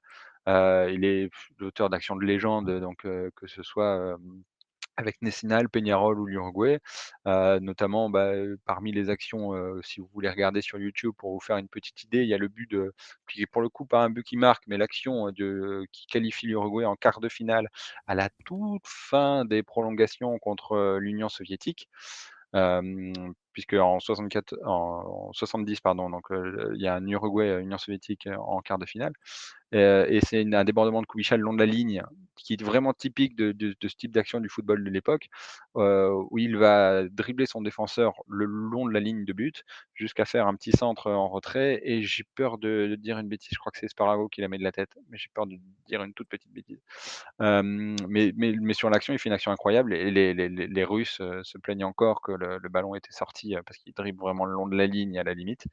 Mais il n'y avait pas de VAR ou quoi que ce soit à l'époque et donc le but est validé, le but est valable et l'Uruguay joue en demi-finale. Après, une demi-finale contre le Brésil, 70 où il marque aussi un but qui est un petit peu, enfin, je vais être plus simple, parce que c'est Félix le gardien, on l'avait commenté Ouais. ensemble, Nicolas, ou là c'est Félix pour le coup, qui a beaucoup moins chat, Tu que l'avais préparé qu'il celle-là. devrait l'être. Même pas, même pas.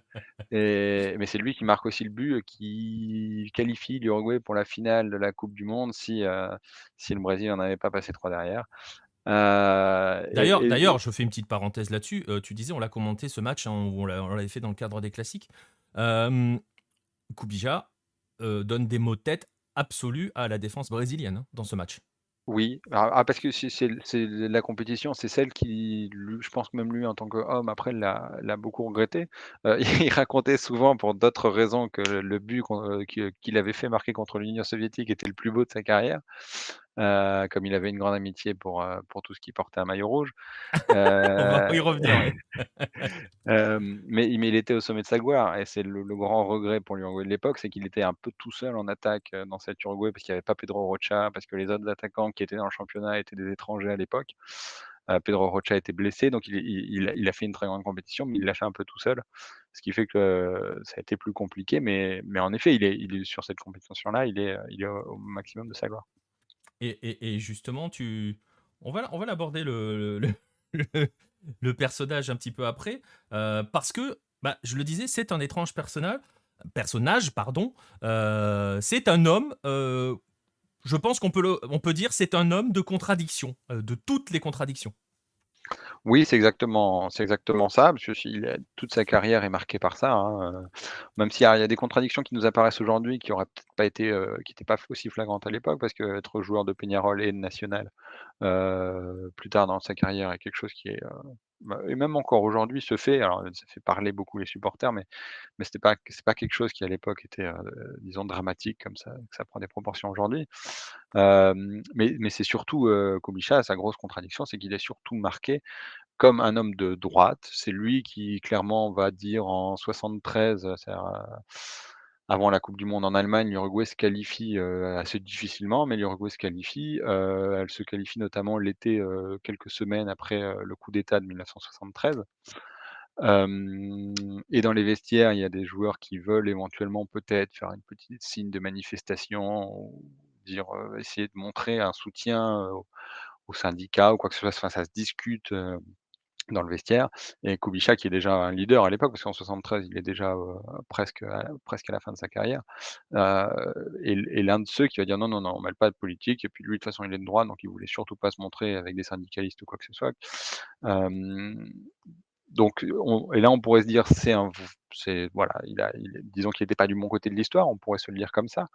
Mais c'est aussi quelqu'un qui après va être champion, avec le Defensor. Dans l'un des premiers donc dans le premier titre, d'un petit club, c'est-à-dire hors Peñarol et National, dans l'ère professionnelle. Quelque chose dont on a longuement parlé, dans le premier magazine, Lucarno Posé, et Que je qui montre. était Il est là. voilà Il est toujours et disponible, messieurs, dames. Vous pouvez toujours vous le procurer. Et et oui, pour le effectivement, on parle de et Peñarol. Il y a même une interview faite par Jérôme d'un ancien joueur, Julio Filippini, qui était dans cette équipe-là. voilà.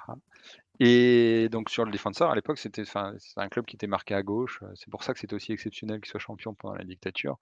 Leur entraîneur, El Profe de León était un mec qui était très étiqueté à gauche. Il y avait plusieurs qui avaient leur carte secrètement au parti communiste et cetera et lui, tout se passe très bien dans le vestiaire et quand il y en a un de ses collègues, qui a un problème avec, la police ou quoi que ce soit parce qu'il est un petit peu trop communiste, Kubica appelle lui-même ses amis à l'armée pour dire: «Non mais laissez-le tranquille, c'est un collègue à moi». Heu, donc voilà, ça c'est Kubica, c'est typiquement le type de choses qui a fait sa carrière et qui a fait qu'en Uruguay, il est aussi pas forcément, toujours, il est clivant, disons. Et c'est un joueur clivant. Heu, C'est un joueur clivant et la contradiction va aller jusqu'à la sélection, en fait. Tout à fait, puisqu'il est nommé, enfin, il est nommé, sélectionneur de l'Uruguay pour qualifier la Céleste pour, la coupe du monde aux États-Unis, à laquelle l'Uruguay ne participe pas, donc vous comprenez bien que ça se passe mal. Kubica qui est un joueur un peu à l'ancienne refuse plus ou moins de sélectionner, des joueurs qui jouent à l'étranger parce que c'était la règle de son temps, hein, de son temps, il y a peu ou pas de joueurs qui jouent à l'étranger qui sont sélectionnés. Et ça se passe mal avec l'agent des principaux joueurs uruguayens qui jouent à l'étranger, qui est Paco Casal, qui s'impose petit à petit à l'époque dans le football uruguayen. Et donc il y a une guerre ouverte, hein, avec des guerres de communiqués, avec, principalement Enzo Francescoli, qui en sort aussi assez mal aimé en Uruguay à cause de cet épisode-là, puisque Francescoli dit il ne participera plus va jusqu'à alors, Francescoli ne fait pas comme aujourd'hui un communiqué sur Twitter. Il va au siège c'est parce qu'on est dans les années 90 et que Twitter, N'est pas encore magnifique là. des années 90, n'existe pas. Et donc Francescoli va au siège, je sais plus si c'est au siège de la fédération ou au siège du syndicat des joueurs, l'un des 2. Et il va lire son petit courrier disant qu'il ne participera plus à la sélection, tant que Kubica est encore, sélectionneur, ils sont obligés d'envoyer des flics parce que c'est «l'émeute» entre guillemets, entre tous parce que on ne fait pas un communiqué en Uruguay disant qu'on ne participera plus à la sélection. Ça ne s'était jamais vu avant. C'est le nice nice uruguayen un petit peu si vous voulez la comparaison et ça se passe très mal, ce qui fait que Kubica est viré à la moitié de la campagne de qualification et que l'Uruguay ne va pas, donc aux États-Unis et ça restera une blessure pour lui parce que c'est un immense entraîneur. C'est-à-dire quand il prend la sélection uruguayenne, il vient de gagner, 3 fois la Libertadores, en 10 ans avec Olimpia, donc c'est plutôt un bon entraîneur disons, qui a des bons résultats du moins. Et il pardonnera jamais à Paco Casal, par exemple, d'avoir plus ou moins manigancé derrière son dos, pour lui mettre les joueurs à dos et il pardonnera jamais aussi aux hommes de gauche, au pouvoir de gauche, disons, parce que Paco Casal est, un grand magouilleur, mais bizarrement très proche du Frente Amplio et notamment de Pepe Mujica, le fameux président qui vit dans sa ferme, encore aujourd'hui. Et évidemment, Kubica qui n'aime ni les hommes de gauche, ni Paco Casal, ni tout ça, va Un continuer Casal le re cumule, quoi. voilà, va continuer le restant de sa vie à les insulter et à les traiter de tous les noms, depuis le Paraguay, parce qu'il dira après, sur la fin de sa vie, il va notamment faire un communiqué disant que plus jamais il retournera en Uruguay tant qu'il y a ces voleurs et ces assassins au pouvoir, en parlant du pouvoir de gauche. Hem, voilà, ça c'est Kubica, quoi. Il aura toujours été, aussi parfois un petit peu dans l'excès, mais avec aussi sa propre logique, quoi.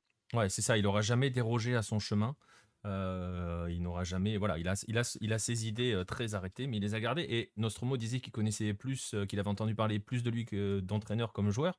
Et justement, ce qui est intéressant, aussi, Jérôme, pour boucler cette partie sur Luis Kubica, c'est, qu'en fait, lorsqu'on l'évoque lui, on évoque aussi, alors on l'a vu, tu l'as dit, il gagne il joue une finale sur 3 en gros pendant les 30 premières années une finale de Libertadores. Quand on évoque Luis Kubica, on évoque une période en fait. Et d'ailleurs, c'est assez symbolique que ça clash avec Casal, avec cette campagne 94, avec plus ou moins l'entrée vers le Nouveau Monde, hein. On est entré depuis dans le Nouveau Monde.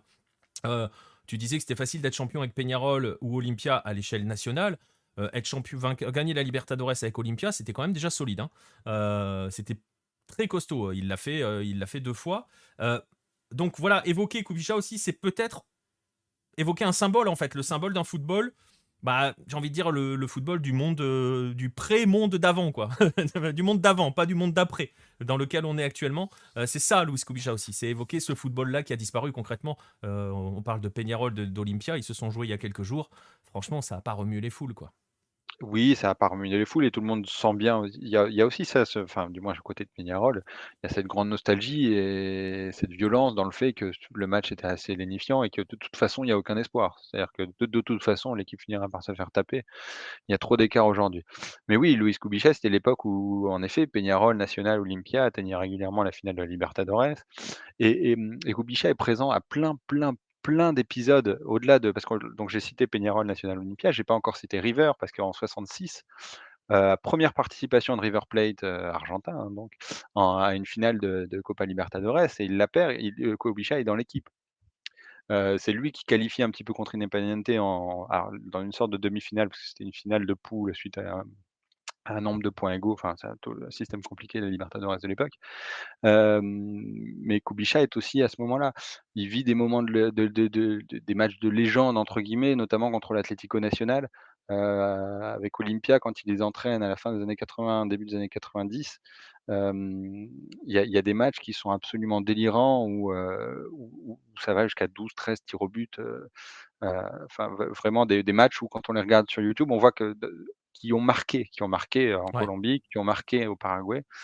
Et qui ont marqué Hem l'histoire de la compétition, tout et simplement, qui hein. ont marqué l'histoire de la compétition, voilà. Au-delà même des finales, au-delà des titres, c'est-à-dire du simple fait de soulever la coupe, il y a des matchs qui sont vraiment des matchs de légende qu'on a repris, dont j'ai repris d'ailleurs, n'hésitez pas sur les derniers, c'est-à-dire sur l'épisode 4, 3, 4, 5, c'est l'épisode où il est entraîneur principalement à Olympia et en effet, on a remis pour l'occasion, là, on pouvait mettre sur les vidéos YouTube, Oui, des là, buts, on peut pas.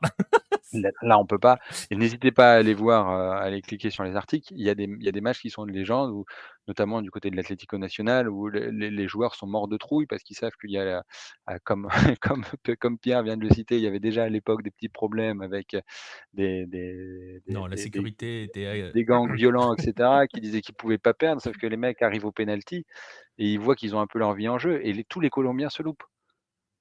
Et ils se loupent non pas sur un, sur 2, mais sur 8 tirs au but. Il y a des séances de tirs au but où ça finit en 1-1 partout après les 5 premiers tirs au but parce que tous les 22 acteurs sur le terrain sont morts de trouille. Mais toute cette période-là est incroyable, hein, toute la période, fin des années 80, début des années 90 en termes d'histoire en Libertadores, voilà, tu évoques celle que vit Cubilla avec Olympia. Olympia est d'ailleurs très présent sur ces campagnes de Libertadores à cette époque-là, Ah oui? vraiment, pour le coup, parce que Pierre l'évoque aussi, il y a la demi-finale de 90, mais il y a aussi 91 avec Colo-Colo. Enfin voilà, Olympia est très présent à cette période-là. Olympia est un géant, voilà. Et c'est aussi ça, en fait, évoquer Cubilla, c'est aussi rappeler on est passé dans un nouveau monde, on est passé dans un monde où on a 50 Brésiliens, 50 Argentins et que parfois on va avoir une finale entre des... Voilà, enfin on s'arrive pas sur la finale, mais on va avoir des équipes qui font des parcours alors que bon voilà. Mais ce sont des géants là et la mémoire de évoquer Kubica, c'est évoquer cette histoire-là qui a fait de la Libertadores ce qu'est la Libertadores.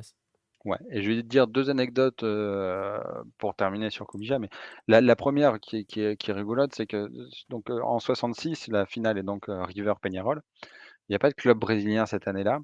Le principal fait de cette année-là, c'est que l'année précédente, les clubs argentins et uruguayens avaient proposé à la CONMEBOL de faire 2 clubs par pays. C'était la grande révolution parce que jusqu'à présent, les 5 premières années, il me semble, c'est un seul club par pays, le club champion, plus une autre équipe supplémentaire qui est le champion en titre. Qui arrive à la fin. Et qui arrive en demi-finale, ouais, Ouais. dans les dernières poules, tout à fait. Et à un moment donné, les Argentins et les Uruguayens disent: «C'est très bien, mais nous, on a besoin d'argent de rentrée de spectateurs», parce qu'il y a pas de télé à l'époque. Là, l'argent de la télé n'existe pas. On a besoin de spectateurs, on a besoin de faire des classicos, on a besoin de faire des gros matchs entre nous. Donc si on pouvait faire que tout grosso modo, en Uruguay, ce sera Peñarol Nacional qui seront toujours qualifiés. En Argentine, il y aura beaucoup de Boca River et cetera. Donc mettez 2 équipes par pays, ce sera beaucoup mieux. Et à l'époque, les Brésiliens disent: «Non, ce nouveau système est scandaleux, on ne veut pas 2 équipes par pays, c'est beaucoup trop». Donc on refuse de participer à l'édition suivante. Ce qui fait que les Brésiliens ne participent pas à l'édition 66 de la Copa Libertadores parce qu'ils trouvaient que 2 équipes par pays, c'était trop. Voilà. La bise aux 9 équipes engagées en début de campagne de Libertadores cette année. On rappelle qu'à l'époque, hein, et ça Marcelin l'a souvent expliqué, le Brésil n'a pas encore de championnat national, hein. Il arrive en 71. Donc voilà, il faut aussi préciser cela. Et 2e anecdote, donc je continue dans ma lancée, comme on est entre 10 heures et 11 heures, donc j'ai le temps, Oh oui. les voilà. C'est surtout l'époque des présidents qui étaient des hommes, disons, très paternalistes, très caudillos, enfin, voilà, ça avait un aspect très négatif, un aspect très positif. Et pour expliquer comment Kubica se retrouve à Olympia, alors il y avait jamais été joueur, enfin voilà, il était allé au Paraguay évidemment dans sa carrière, mais il n'y avait pas de lien spécifique. C'est qu'un jour, Dominguez Dib, donc le président d'Olympia, arrive en Uruguay et dit: Je cherche le meilleur entraîneur». Parce que les Uruguayens gagnent tout le temps la compétition grosso modo, parce que quand il fait ça, c'est en 78 ou 79, ou entre les 2 années, il me semble. Ouais, Et parce donc qu'il gagne Dominguez Di 79. voilà, donc Dominguez Dib va en et c'est l'année où est nommé, Kubica. Donc c'est fin 78, début 79. C'est l'été en Uruguay. Dominguez Dib arrive et dit: «Écoutez les mecs, je vais mettre une mallette, je veux le meilleur entraîneur d'ici parce que vous avez l'habitude de gagner la Libertadores et que nous, on a déjà joué de mémoire 2-3 fois la finale, je sais plus j'ai plus le chiffre exact en tête, mais ce coup-ci, on veut la gagner». Donc il arrive avec la mallette et il demande à 2-3 personnes et 2-3 personnes lui disent: «Mais alors il y a Kubica qui a commencé là, avec des petits clubs d'ailleurs, il commence mais il a l'air super bon, donc prenez-le». Donc Dominguez Dib arrive, il voit Kubica, il lui dit: «Tiens, mallette, je te prends et tu me fais gagner la Libertadores». Et bim. Et et ça marche, mais c'est incroyable que ça fonctionne comme ça. Mais ça se faisait comme ça à l'époque et c'était pareil pour les présidents de Peñarol qui étaient aussi des dirigeants affairistes, un peu hommes politiques, qui chapeautent le football à leur manière, parfois limite, voilà, toujours paternalistes. Et ça se faisait beaucoup à l'époque, ça ne se fait plus aujourd'hui, mais avec quand même cette petite incongruité, pas si incongrue que ça, mais assez rigolote, c'est que le Dominguez Dib dont je parle depuis tout à l'heure, qui est le grand président historique d'Olympia, qui n'est toujours pas décédé, il me semble, malgré une très forte surcharge pondérale, mais ça, ce sera à vérifier, et le père d'Alejandro Dominguez, qui est l'actuel président de la CONMEBOL. Voilà, CONMEBOL qui rend régulièrement hommage à Kubia, vous le voyez, avec cette petite affiche qu'ils avaient qu'ils avaient publiée sur leur compte Twitter, me semble-t-il. Voilà, c'est aussi cela, c'est aussi rappeler ça, Nostromo, tu disais sur la période qui peut aider le public à s'initier à la Libertadores et son histoire.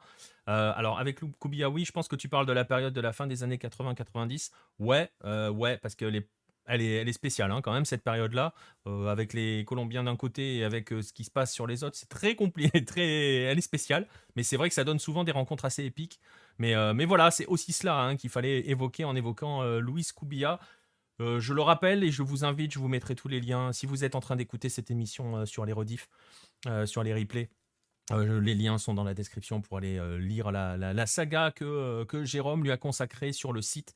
Une saga en 5 épisodes pour bien comprendre et essayer d'aller plus loin dans ce que l'on vient de vous expliquer pendant cette vingtaine de minutes à peu près sur ce qu'est ce personnage, cet homme fort du football sud-américain. Parce que vous avez bien compris qu'on dépasse le cadre de l'Uruguay et qu'on dépasse le cadre du Paraguay. C'est vraiment un homme fort. Et si vous pouvez aller chercher des vidéos sur YouTube, il y en a plein. Matez le Uruguay-Brésil de 70 quand même. Parce que vous verrez qu'il y a quand même, on en avait parlé hein, dans le classique, hein, Jérôme, mais il y a quand même une légende urbaine qui entoure ce match avec une réécriture de l'histoire côté brésilien derrière. Mais vous verrez que c'était pas aussi simple que ça, ce Uruguay-Brésil. C'était pas les artistes contre les bouchers. Vous verrez que c'était plus compliqué que ça, ce match-là. On en avait parlé assez longuement. Hein. Je parle sous ton autorité, hein, Jérôme. Oui, puis il y avait du niveau, c'est-à-dire qu'au-delà de ça, Oui, c'est-à-dire que oui. moi, le Brésil a gagné, on va pas Ah bah, de toute façon, tortiller on les changera rien. fesses trop longtemps, voilà, c'est-à-dire que ça ne change pas l'histoire. Il y a cette histoire de changement de lieu, à quelques heures, enfin quelques jours avant le match.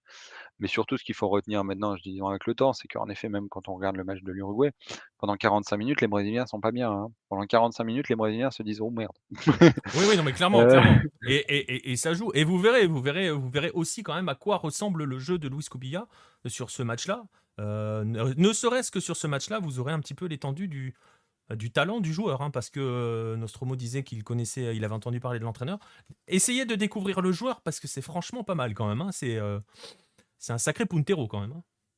oui, alors même si sur le match, c'est pour le coup, l'Uruguay, à cause du manque d'attaquants, Oui, suite à des blessures et des absences, je joue pas dans son schéma habituel et c'est aussi sans doute pour ça que c'est un match qui est regretté en Uruguay aussi. C'est-à-dire que l'Uruguay a pas pu défendre ses chances.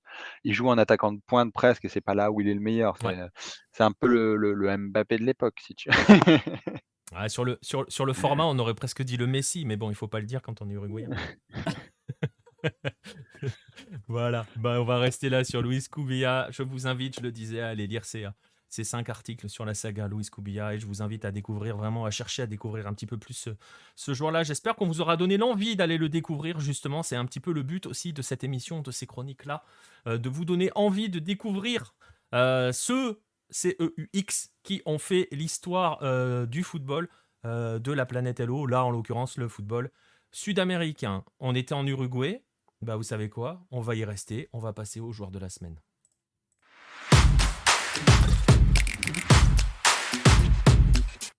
Et je le disais, Jérôme, on était en Uruguay, on va y rester. On est dans le monde d'après, donc On est bien. on va aborder, je vais utiliser un mot que t'adores. On va évoquer une pépite locale. Quelle horreur! Je savais que je te l'avais pas mis, hein, ça, je t'avais pas mis, j'allais te lancer. Je sais pas si je t'avais mis que j'allais te lancer là-dessus.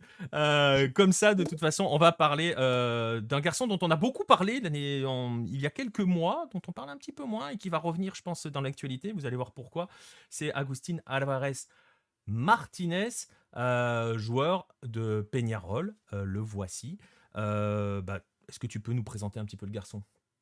Oui, bah, Agustín Álvarez Martínez est un très bon attaquant de pointe qui s'est imposé donc dans l'équipe de l'Ariera Peñarol en 2021. Petit point, assez rigolo, c'est qu'on dit le nom en entier parce qu'il a fait toute l'équipe de jeunes de Peñarol avec Agustín Álvarez Wallace, qui n'a aucun lien de famille avec lui, mais qui partage prénom et nom, ce qui fait qu'on a tendance à toujours mentionner ces 2 noms de famille, même si je pense qu'éventuellement avec le temps ça pourrait finir par partir. Oui, parce qu'on le voit plus Hem trop, le deuxième. Hein. alors, Si, en Uruguay, Un peu si. encore? Ouais, je sais pas, j'avais l'impression qu'on en parlait moins en fait. Si, alors tout le monde l'appelle le Canario Alvarez parce qu'il Canario de mémoire, c'est parce qu'il est originaire du département de Las Piedras. J'ai peur de dire une bêtise, il faut que j'arrête de dire que j'ai peur de dire une bêtise parce que ça le Ouais, fait surtout pas que à l'oral. généralement, si c'est de l'intuition qui te fait dire ça, c'est qu'elle est bonne. Oui, voilà, on va dire ça comme ça, mais de Canelones donc, et donc il s'est imposé, avec Peñarol l'année dernière, avec une très, très bonne saison, un titre de champion en Uruguay, mais surtout un gros truc qui fait, qu'il a une petite valeur, disons, supplémentaire, c'est que souvent le problème qu'on a avec les attaquants uruguayens, c'est que s'ils sont bons en championnat d'Uruguay, on se dit: «Bon, c'est bien le championnat d'Uruguay, soyons honnêtes et francs entre nous, il est magnifique, il est beau, il y a des beaux arbres derrière les tribunes, mais le niveau est peut-être pas toujours au rendez-vous».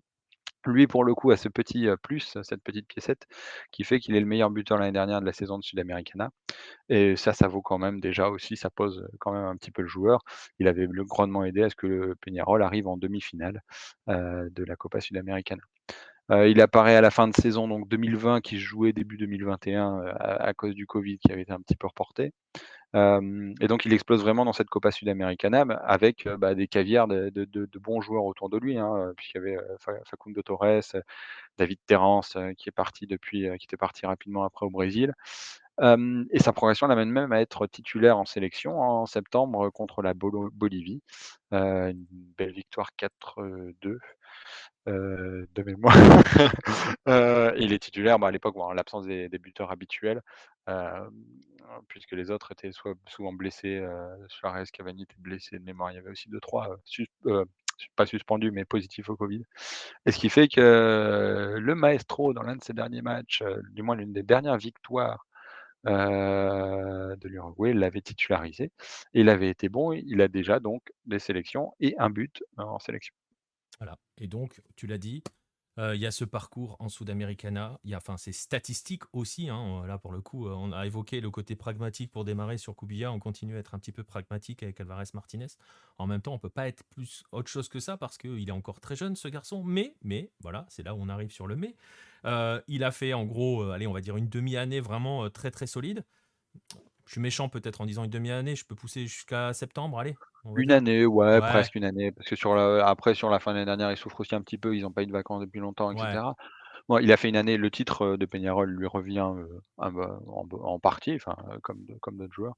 Donc il a fait une très bonne année, hem et qu'évidemment, il est autre point aussi, que je peux préciser, il est pas si jeune que ça, il a 20 ans, ce qui est très jeune, Oui, oui, c'est vrai. Non, mais mais tu qui fais n'est pas bien, si non, jeune mais que tu fais ça. bien de le préciser parce que c'est vrai que dans le contexte actuel, il a 20 ans. C'est vrai. Il n'est pas si jeune que ça. Ouais, Enfin, presque 21, il me semble, hein. Il est voilà, il est vraiment pas si jeune que ça, mais ça reste bon, ça reste un grand attaquant en devenir. et donc, je le disais, hein, il a fait cette belle année où il a, pour le coup, rempli les lignes des statistiques. Il a gagné quelques titres. Il a été important. Et on l'a vu, tu le disais en sélection, il a fait ce qu'il a, il a fait le taf, hein, très clairement. Et donc, forcément, c'est ça, le monde d'après. Ça veut dire qu'il attire déjà des convoitises. Et oui, bah oui, comme, après quelques bons mois, déjà à la fin de l'année dernière, en fin 2021, début 2022 là, il a annoncé sur le départ, Peñarol soi-disant aurait refusé une offre à 13-14 millions d'euros, parce qu'elle vient aussi de vendre déjà Facundo Torres et qu'elle veut pas se départir de ces 2 pépites durant le même mercato d'été en Uruguay, d'hiver chez nous. Et Peñarol lui dit donc, fait un petit deal en lui disant: «Écoute, on t'augmente un petit peu ton salaire et on te vend dans 6 mois pour pas qu'il y ait 2 espoirs qui partent en même temps». Ça peut être considéré comme une bonne stratégie, sauf que malheureusement, le pauvre depuis, il a eu il a f dans un effectif, alors il y a la responsabilité est toujours compliquée à établir, mais il y a les 3/4 de l'effectif qui sont partis. Il a plus les ballons comme il en recevait avant. Il est un petit peu sur l'empointe dans le système de l'Ariera où il y a 3 milieux derrière lui et il a pas d'autres attaquants ou quoi que ce soit et il devient un petit peu banal notre ami Alvarez Martinez. Il a marqué qu'un but là depuis sur les 10 ou 11 premières journées du championnat. Il en avait marqué un autre avant contre Danubio, mais qu'il avait célébré en demandant à tout le stade de se taire, qui finalement a été annulé, par le VAR, donc ça la fout toujours mal. Il faut bien attendre que le VAR Ah, valide maintenant, il avant faut faire de attention. Ouais. avant de dire à tout le monde de se la fermer, parce que ça faisait quand même, plus de 1000 minutes, enfin il a fait une bonne série de 13, 14, 15 matchs où il n'avait pas marqué, quand on prend d'ailleurs toute compétition internationale, championnat compris. Il a finalement marqué un fort joli but il y a pas ce week-end-ci, il y a 2 semaines, hein, c'est la dernière journée parce qu'il n'y en avait pas eu le 1er mai. Il a marqué un but contre Torquay qui a valu les 3 points à son équipe. Mais ça reste un bilan très, très, très maigre évidemment, puisque tout le monde l'attendait. C'est-à-dire que c'est peut-être un peu l'un des problèmes, c'est que c'est devenu la star de l'effectif. Maintenant la seule, c'est aussi ça l'autre problème. Et que donc, il est devenu un petit peu banal, notre ami en pointe. Mais malgré tout, bah, on le sait, tu l'as dit, hein, tout à l'heure, on te prolonge 6 mois tu pars, tu auras le droit, ton billet, enfin, ton autorisation de sortie dans 6 mois. On sait, il va être vendu, c'est acté. Oui, parce que ce qui est de rigolo, c'est que donc il y a cela quelques jours, le président de Peñarol est quand même sorti dans la presse en disant: «Mais par contre, gardez bien à l'esprit, en juin, il se barre, hein». Vous attachez Ce pas, que les gars. Voilà, non, mais ce qu'il y a de rigolo, c'est qu'à ce moment-là, il le dit presque en disant, «Bon, ben, c'est pas on n'aura pas de problème d'attaque». C'est-à-dire parce qu'il y a eu un débat à un moment donné, c'est-à-dire que quand à la 10e journée, l'attaquant n'a toujours pas marqué, qu'il a loupé des pénaltys, que psychologiquement, on voit que ça fonctionne moyen, moyen. Il y a eu débat avec l'entraîneur pour se dire, «On met quelqu'un d'autre en pointe, on a Ruben Bentancur, le Cavani du pauvre, qui est là disponible. Est-ce qu'on ne l'essaye pas à la place d'Alvarez Martinez?» Et donc il y a débat et l'une des réponses de ça bizarrement a été enfin, pas qui est pas que pour ça, mais qui rentre en jeu, je pense, dans l'intervention du président de Peñarol, qui est de dire: «En juin, notre ami Alvarez Martinez s'en va, parce qu'on sait le processus, ça a été validé. Il y a des clubs italiens qui se battent pour lui et grosso modo, on le vendrait pour, ils auraient refusé, mais il serait encore en négociation 14 millions d'euros. Alors j'ai beaucoup, beaucoup, beaucoup, beaucoup de mal à croire que Peñarol ait refusé 14 millions d'euros pour les 80 du joueur comme ce qui a été mentionné dans la presse. Ça fait beaucoup, hein. Ça fait beaucoup, beaucoup, beaucoup d'argent et et surtout qu'aucun aucun nom de club n'est mentionné. Ce qui est quand même, je ne vais pas Ouais, dire douteux, mais ce qui ouais. commence à montrer le loup. Il faut aussi voir que sur les montants en Uruguay, il y a toujours beaucoup d'enfumage, puisque souvent on parle de très gros montants, mais au final, on inclut la prime du représentant, on inclut, une conversion euro-dollar. Des fois on dit le montant en euros et en fait c'était en dollars et dans ce cas-là forcément, faut enlever, alors moins C'est plus maintenant, la mais même chanson, ouais. faut enlever 5-10 en fonction des époques, au cin 15 il y a 15-20 il y a cela quelque temps. Bref, donc ça change certaines choses. Mais le président de Peñarol indique bien donc qu'il a bien reçu des offres formelles d'Italie et d'Espagne et qu'en juin, Agustín Álvarez Martínez ne sera déjà plus l'attaquant le grand attaquant du Peñarol. Du grand Peñarol, tu voulais le dire. Non, je sais pas pourquoi j'étais parti sur Football Club Peñarol, mais alors là, je Aïe, ruine aïe, aïe, aïe, aïe, voilà aïe, aïe. et bah, ouais, mais tu me prends à 10h36 Ah donc là là, ça y est, ça y est. Mais justement, on va bientôt, on va clore, hein, justement. Alors, on va vous l'annoncer, on va en profiter pour l'annoncer là. On va préparer justement avec Jérôme, on vous prépare un podcast qui est justement dédié, c'est pour ça que je l'ai un peu chauffé là-dessus en ouverture, à ces pépites uruguayennes, ces garçons qui font 10 matchs et qui finissent par être vendus un petit peu partout. On va essayer d'analyser un petit peu je sais pas si je dois dire ce problème. Oui, c'est un problème, on peut le dire, c'est un problème. Ce ah bah, problème, vu les oui, sur là spécifiquement, c'était pour parler des échecs et il y a des gros échecs sur des joueurs qui partent beaucoup plus jeunes. Alors c'est la différence avec Alvarez Martinez pour le coup qui, en effet, va bien avoir 21 ans dans quelques semaines, donc il va ouais, dans 10 partir à jours. 21 ans. C'est jeune, mais c'est pas non plus délirant.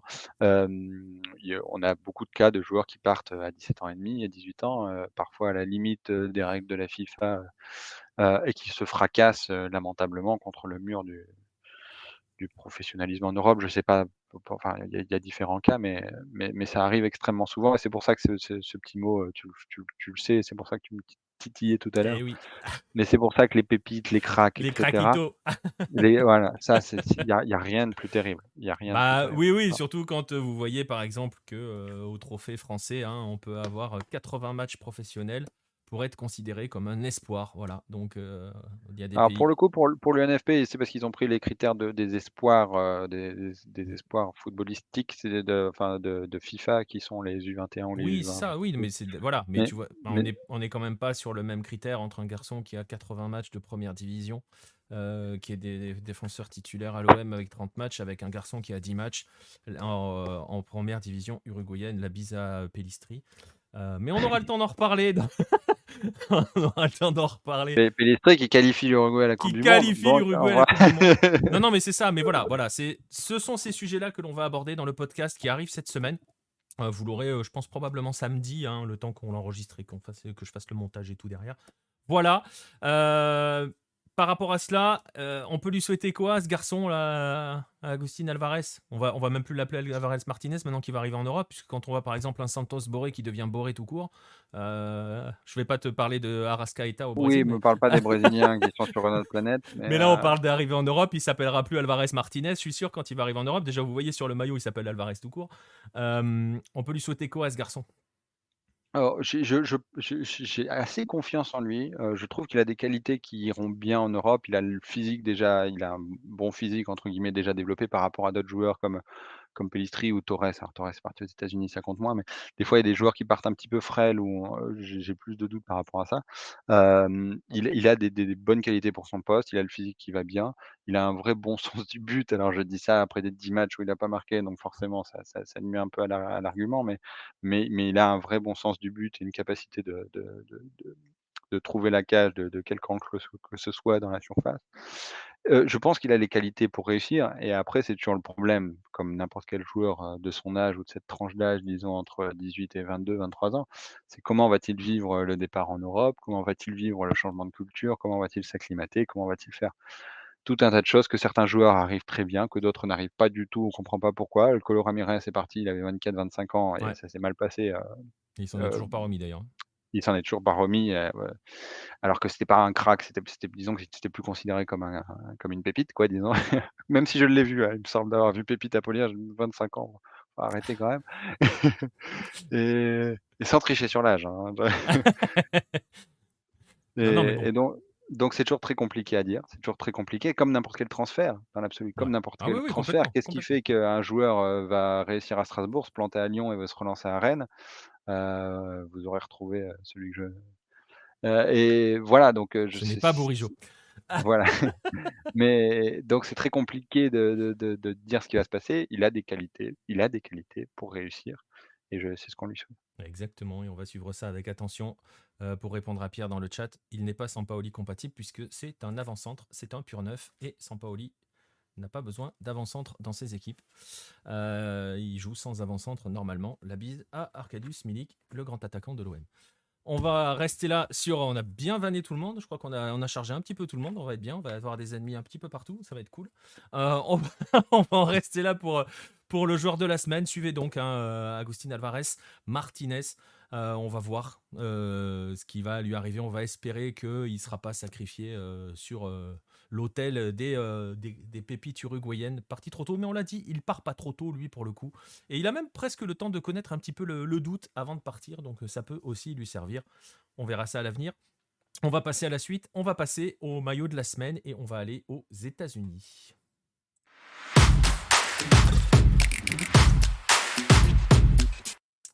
Et pour le maillot de la semaine, donc je le disais, on va se rendre aux États-Unis. On va parler de ce maillot. Alors attendez, avant de vous le montrer comme ça, je vais vous le montrer en vrai, tiens, tant qu'à faire.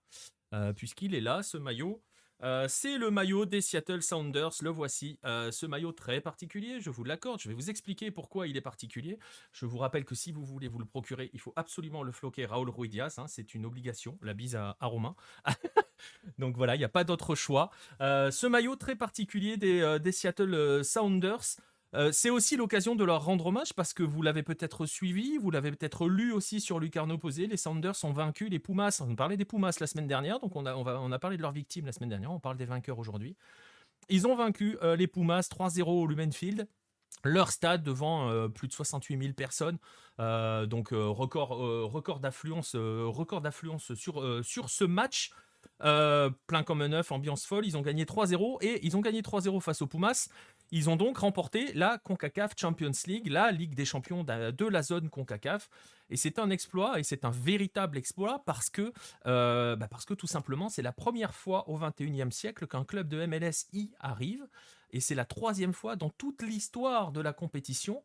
Les 2 précédentes fois, c'était DC United en 98 et c'était le Galaxy en 2000. Depuis, il y a eu quelques finales impliquant des clubs de MLS. Ils se sont tous cassés les dents. On se souvient. On se souvient par exemple, alors si vous connaissez un petit peu l'Amérique du Nord et la zone CONCACAF, mais on se souvient par exemple du Real Salt Lake qui avait été battu par les Rayados, on se souvient de Montréal battu par l'América de Dario Benedetto, la bison marseillais, continue décidément. On se souvient de Toronto qui avait réussi à perdre face aux Chivas, Mathias Almeida à l'époque, alors que bon, c'était pas foufou les Chivas. Et on se souvient enfin de Tigres qui a battu le Los Angeles FC, peut-être la finale la plus serrée et la plus intéressante sur toutes celles que j'ai évoquées. Bref, les Sounders ont réussi à gagner cette Conca Champions. Ils vont être le premier club de MLS et le premier club à représenter la MLS à la Coupe du Monde des clubs. On parlait avec Jérôme il y a un instant de l'Intercontinental qui était la Coupe du Monde des clubs, qui est un véritable objectif pour, en gros, toutes les nations, sauf les représentants européens, qui s'en foutent généralement un petit peu maintenant, mais pour les autres, c'est hyper important. Donc pour une fois, on va avoir un représentant de la MLS en Coupe du Monde des clubs. Et tout cela, je vous ai donné des chiffres, des stats pour montrer le poids de la chose. Il faut quand même rappeler aussi que les Mexicains restaient sur 16 finales consécutives, 16 victoires consécutives. D'ailleurs, le dernier à avoir perdu, c'était les Pumas, c'était face à des Costa-Ricains à l'époque, je crois que c'était Saprissa de mémoire. Bref. Donc, je le disais, les Sounders seront le premier club de MLS à jouer la Coupe du Monde des clubs. Et donc, vous allez probablement voir ce maillot à la Coupe du Monde des clubs. Alors, ce maillot, on va en parler, on va l'étudier un petit peu parce qu'il est particulier. Vous l'avez vu, je vous l'ai montré, je vais vous le montrer en image maintenant. Il est comme celui-ci. Il est violet et noir. C'est un maillot qui est à l'origine, qui a été plus ou moins une édition, pas une édition spéciale, mais ils appelaient ça un maillot communautaire, parce que voilà, c'était pour rassembler la communauté. Et c'est un maillot qui a l'avantage de mélanger la culture locale, la culture locale avec le football. Pourquoi ? Je vous montre les images du clip de sa présentation et vous allez tout de suite deviner pourquoi. Vous voyez un homme avec une guitare, cet homme-là, c'est Jimi Hendrix. Ce maillot est un hommage, une sorte de crossover entre les Seattle Sounders et Jimi Hendrix, qui, je le rappelle, est né à Seattle. Alors, il se distingue par des particularités. Ce maillot, vous voyez, il y a la signature de Jimi Hendrix dessus. Ce maillot a été fait, a été conçu en accord avec la famille de Jimi Hendrix, avec les descendants qui gèrent l'héritage de Jimi Hendrix. Et donc, il reprend des codes qui sont liés à l'imaginaire et à l'héritage laissé par Jimi Hendrix. Alors, par exemple, vous voyez qu'il est violet et noir pour la fameuse chanson Purple Haze. Alors là, je m'adresse à ceux qui connaissent un peu Jimi Hendrix. J'espère que vous êtes nombreux parce que quand même, faut pas abuser. Et il reprend un motif qui était utilisé sur des pochettes d'albums et notamment de l'album All Along c'était pas un album, All Along the Watchtower, c'était je sais plus comment on appelle ça. Il y avait 2 faces, le vinyle. Il y avait ces fameux motifs, des motifs qui ont été repris sur des pochettes, notamment sur une compilation. Vous voyez ici qui s'appelait The Jimi Hendrix Experience. Vous voyez les motifs qu'il y a derrière. Non, c'était pas un basketteur, PSV Milovic. Me cherche pas là-dessus, parce que je suis très très fan de Jimi Hendrix. Donc voilà. Vous voyez, il y a la signature et donc je vous remets le maillot. Il y a ce motif qu'ils ont appelé clairement le Purple Haze. Pourpre et noir. Motif pour Jimi Hendrix. Jaune et orange étaient également sur cette pochette-là. Au bas du maillot, je le disais, sa signature. Maillot réalisé en partenariat avec la famille et qui finalement a particulièrement bien fonctionné. Il y a un site anglais qui a classé ce maillot-là dans les plus beaux maillots de l'année 2021 quand il est sorti. Ce maillot, vous voyez, je l'ai, donc il s'achète aussi beaucoup à l'international. Il y a un vrai succès avec ce maillot-là. Et parce que c'est un maillot qui a l'avantage de mélanger, et ça c'est quelque chose que l'on aime bien, et on était avec Jérôme, c'est pas à lui que je vais l'apprendre, les mélanges, la mixité fréquente entre la musique et le football. Ce maillot mélange ces 2 mondes-là. Il avait été présenté avec un concert et tout. Et il mélange ça, et il a donc du coup une portée internationale, parce que forcément, Jimi Hendrix, ça parle à tout le monde. Et voilà, vous voyez que aux États-Unis, où on a l'habitude de dire oui, il n'y a pas de culture foot, il n'y a pas de culture par rapport à cela, machin, voilà, les clubs mélangent l'identité locale, et je peux aller même plus loin avec le sponsor Seattle. Si vous connaissez un petit peu, au début, vous aviez le partenariat avec Microsoft. Seattle joue toujours en vert et bleu, hein, mais il y avait le partenariat, le vert avec Microsoft. Il y avait les pubs Xbox dessus. Quand le Microsoft sortait un jeu, il faisait la promotion via les Seattle Sounders. Ils ne sont plus avec Microsoft, ils sont avec Zulilai, qui est une boîte locale basée à Seattle. Je le disais, Jimi Hendrix, lui, est de Seattle. Oui, Seattle est aussi la ville natale du grunge. Il n'est pas improbable que justement il y ait un hommage au grunge sur de prochains maillots parce que le succès vaut. Et vous voyez donc que on peut faire des maillots avec une identité locale, mélanger musique et foot, et forcément, bizarrement, une fois encore, ça fonctionne. C'est étonnant, mais ça fonctionne. Voilà, donc je vous le rappelle, ce maillot des Sounders, si vous le voulez, il est trouvable. Très franchement, c'est pas le maillot le plus impossible à trouver. Vous pouvez vous le trouver, il n'est pas donné, je vous l'avoue. Mais voilà, et n'oubliez pas, Floquet, Raoul, Rui Diaz, c'est hyper important, parce que voilà. Ou Nicolo Deiro, si vous voulez faire plaisir à Jérôme. Mais voilà, ou à Pierre, parce que c'est Boca. Et voilà, là j'ai chambré un petit peu les deux. Voilà, donc c'était cela l'histoire du maillot des Seattle Sounders. Je voulais aussi en profiter pour rendre hommage à leur victoire, et on les découvrira à la Coupe du Monde des clubs, ces fameux Seattle Sounders. Comme le disait PSV Milovic, un club on retrouve depuis quelques saisons en haut, on le retrouve même depuis pratiquement le début de l'arrivée de la franchise. Ils ont gagné des US Open Cup assez vite, ils ont enchaîné des finales, ils ont gagné la MLS. C'est l'un des gros clubs de la MLS. Quand on fait les guides en début de saison, on est... je vais pas dire obligé, mais on met Seattle forcément dans les favoris. Je suis pas sûr qu'on ait le bébé de Nevermind sur les maillots, parce que mais voilà. Non, on va. De toute façon, il y aura plus beaucoup de maillots de Bordeaux PSV Milovic, donc pas d'hommage aux frérots de la Vega. Bon, ils peuvent faire un hommage éventuellement à Noir Désir s'ils veulent. Ça ressemble, c'est bien. Noir Désir, c'est un peu ce qui résume toute la pensée des supporters bordelais quand ils pensent à leur club actuellement. Voilà, on va en rester là pour la rubrique du maillot de la semaine. On arrive donc au terme de cette émission quasiment on va terminer avec la dernière rubrique, les rendez-vous de la semaine.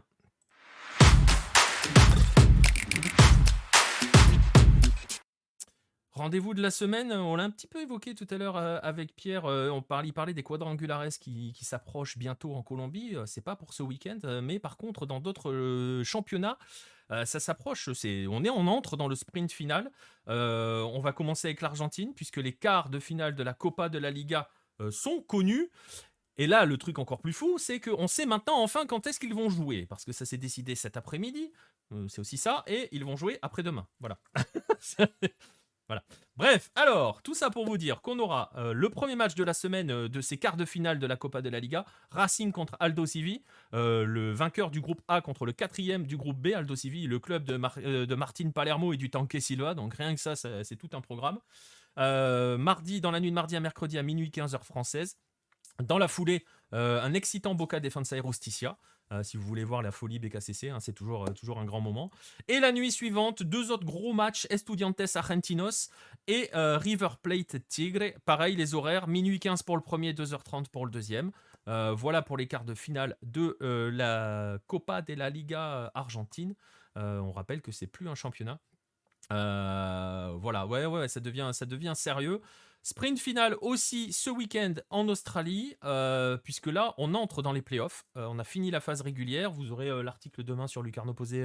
Vous verrez que Melbourne City a gagné le titre de la saison régulière. On va entrer dans les playoffs. Premier tour de qualification avec Western United qui affronte Wellington Phoenix. Ça sera samedi à 11h45. Et le lendemain, Adelaide United reçoit le Central Coast Mariners de l'ancien joueur de Concarneau, Benny Nkololo, qui cartonne en Australie, qui est lancé. Il a mis le temps d'adaptation. Donc si vous voulez le suivre, ça sera dimanche à 8h du matin. Ouais, dimanche à 8h du matin, voilà. Je le disais, sprint final, Liguilla, c'est playoff, égale Liguilla aussi.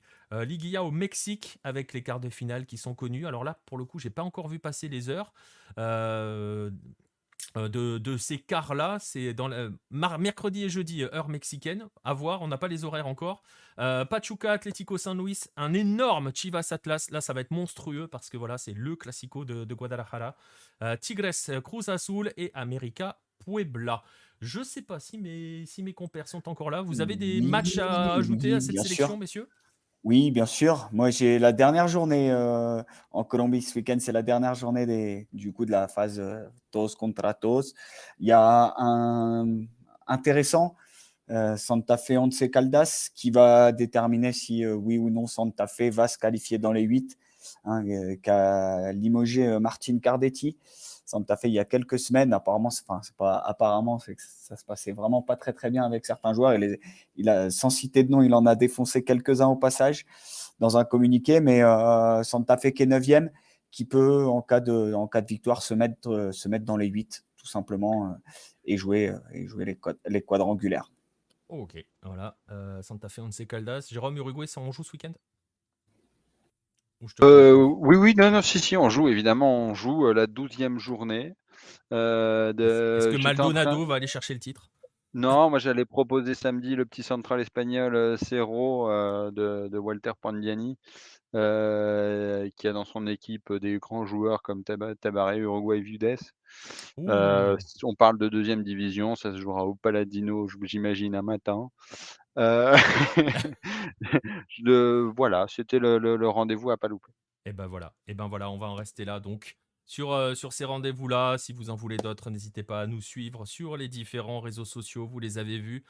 Affichés au-dessus de moi, là, ici, toute la soirée, que ce soit Twitter, Facebook, venir nous rejoindre sur notre Discord. N'oubliez pas de nous vous abonner, hein, de nous suivre sur les différentes chaînes sur lesquelles vous êtes en train de regarder, que ce soit sur Twitch, que ça soit sur YouTube. Vous pouvez aussi nous soutenir en souscrivant à la chaîne Twitch. Je le disais, vous voyez en bas, il y a un objectif d'abonnement et ça voudra dire concrètement que je sais pas hein, comment ça va fonctionner, on va voir, mais je sais même pas si ça marche ce truc. Euh, à l'issue dès qu'on aura atteint l'objectif, hein, les sub-goals pour parler comme il faut en utilisant le vocabulaire de Twitch, on procédera à des petits tirages au sort pour récompenser les abonnés. On vous fera gagner notamment le Garincha de Marcelin Chamois. On va commencer par celui-là. Je vous rappelle, hein, vous pouvez nous soutenir en vous procurant les magazines. Je vous en montre un ici, le 18 qui est en cours. Le 19 est en train de terminer d'être écrit. Les livres, je vous ai montré le Garincha. Il y a aussi Léonce Caminos de Bielsa. Et il y a aussi Primera Bola de Marcelin Chamois. Il y aura d'autres livres qui vont arriver dans l'année. Restez bien attentifs à ce qui va se passer sur nos réseaux sociaux et sur notre Discord. On va vous laisser là. Je vais vous remercier, messieurs. Je vais remercier ceux qui étaient présents dans le chat. Remercier ceux qui nous écoutent en replay. Je sais que vous êtes nombreux et on vous en remercie parce que les chiffres sont plutôt bons sur les plateformes de podcast. Et puis, on va vous donner rendez-vous, si vous voulez être en direct avec nous, lundi prochain, 21h. On a fait un peu moins de 2 heures, vous voyez. On va arriver à faire des émissions d'un peu moins de 2 heures. Lundi prochain, 21h, pour un nouveau 9-10 qui est une escroquerie sur son nom, je le sais. Bonne semaine à tous et à la semaine prochaine.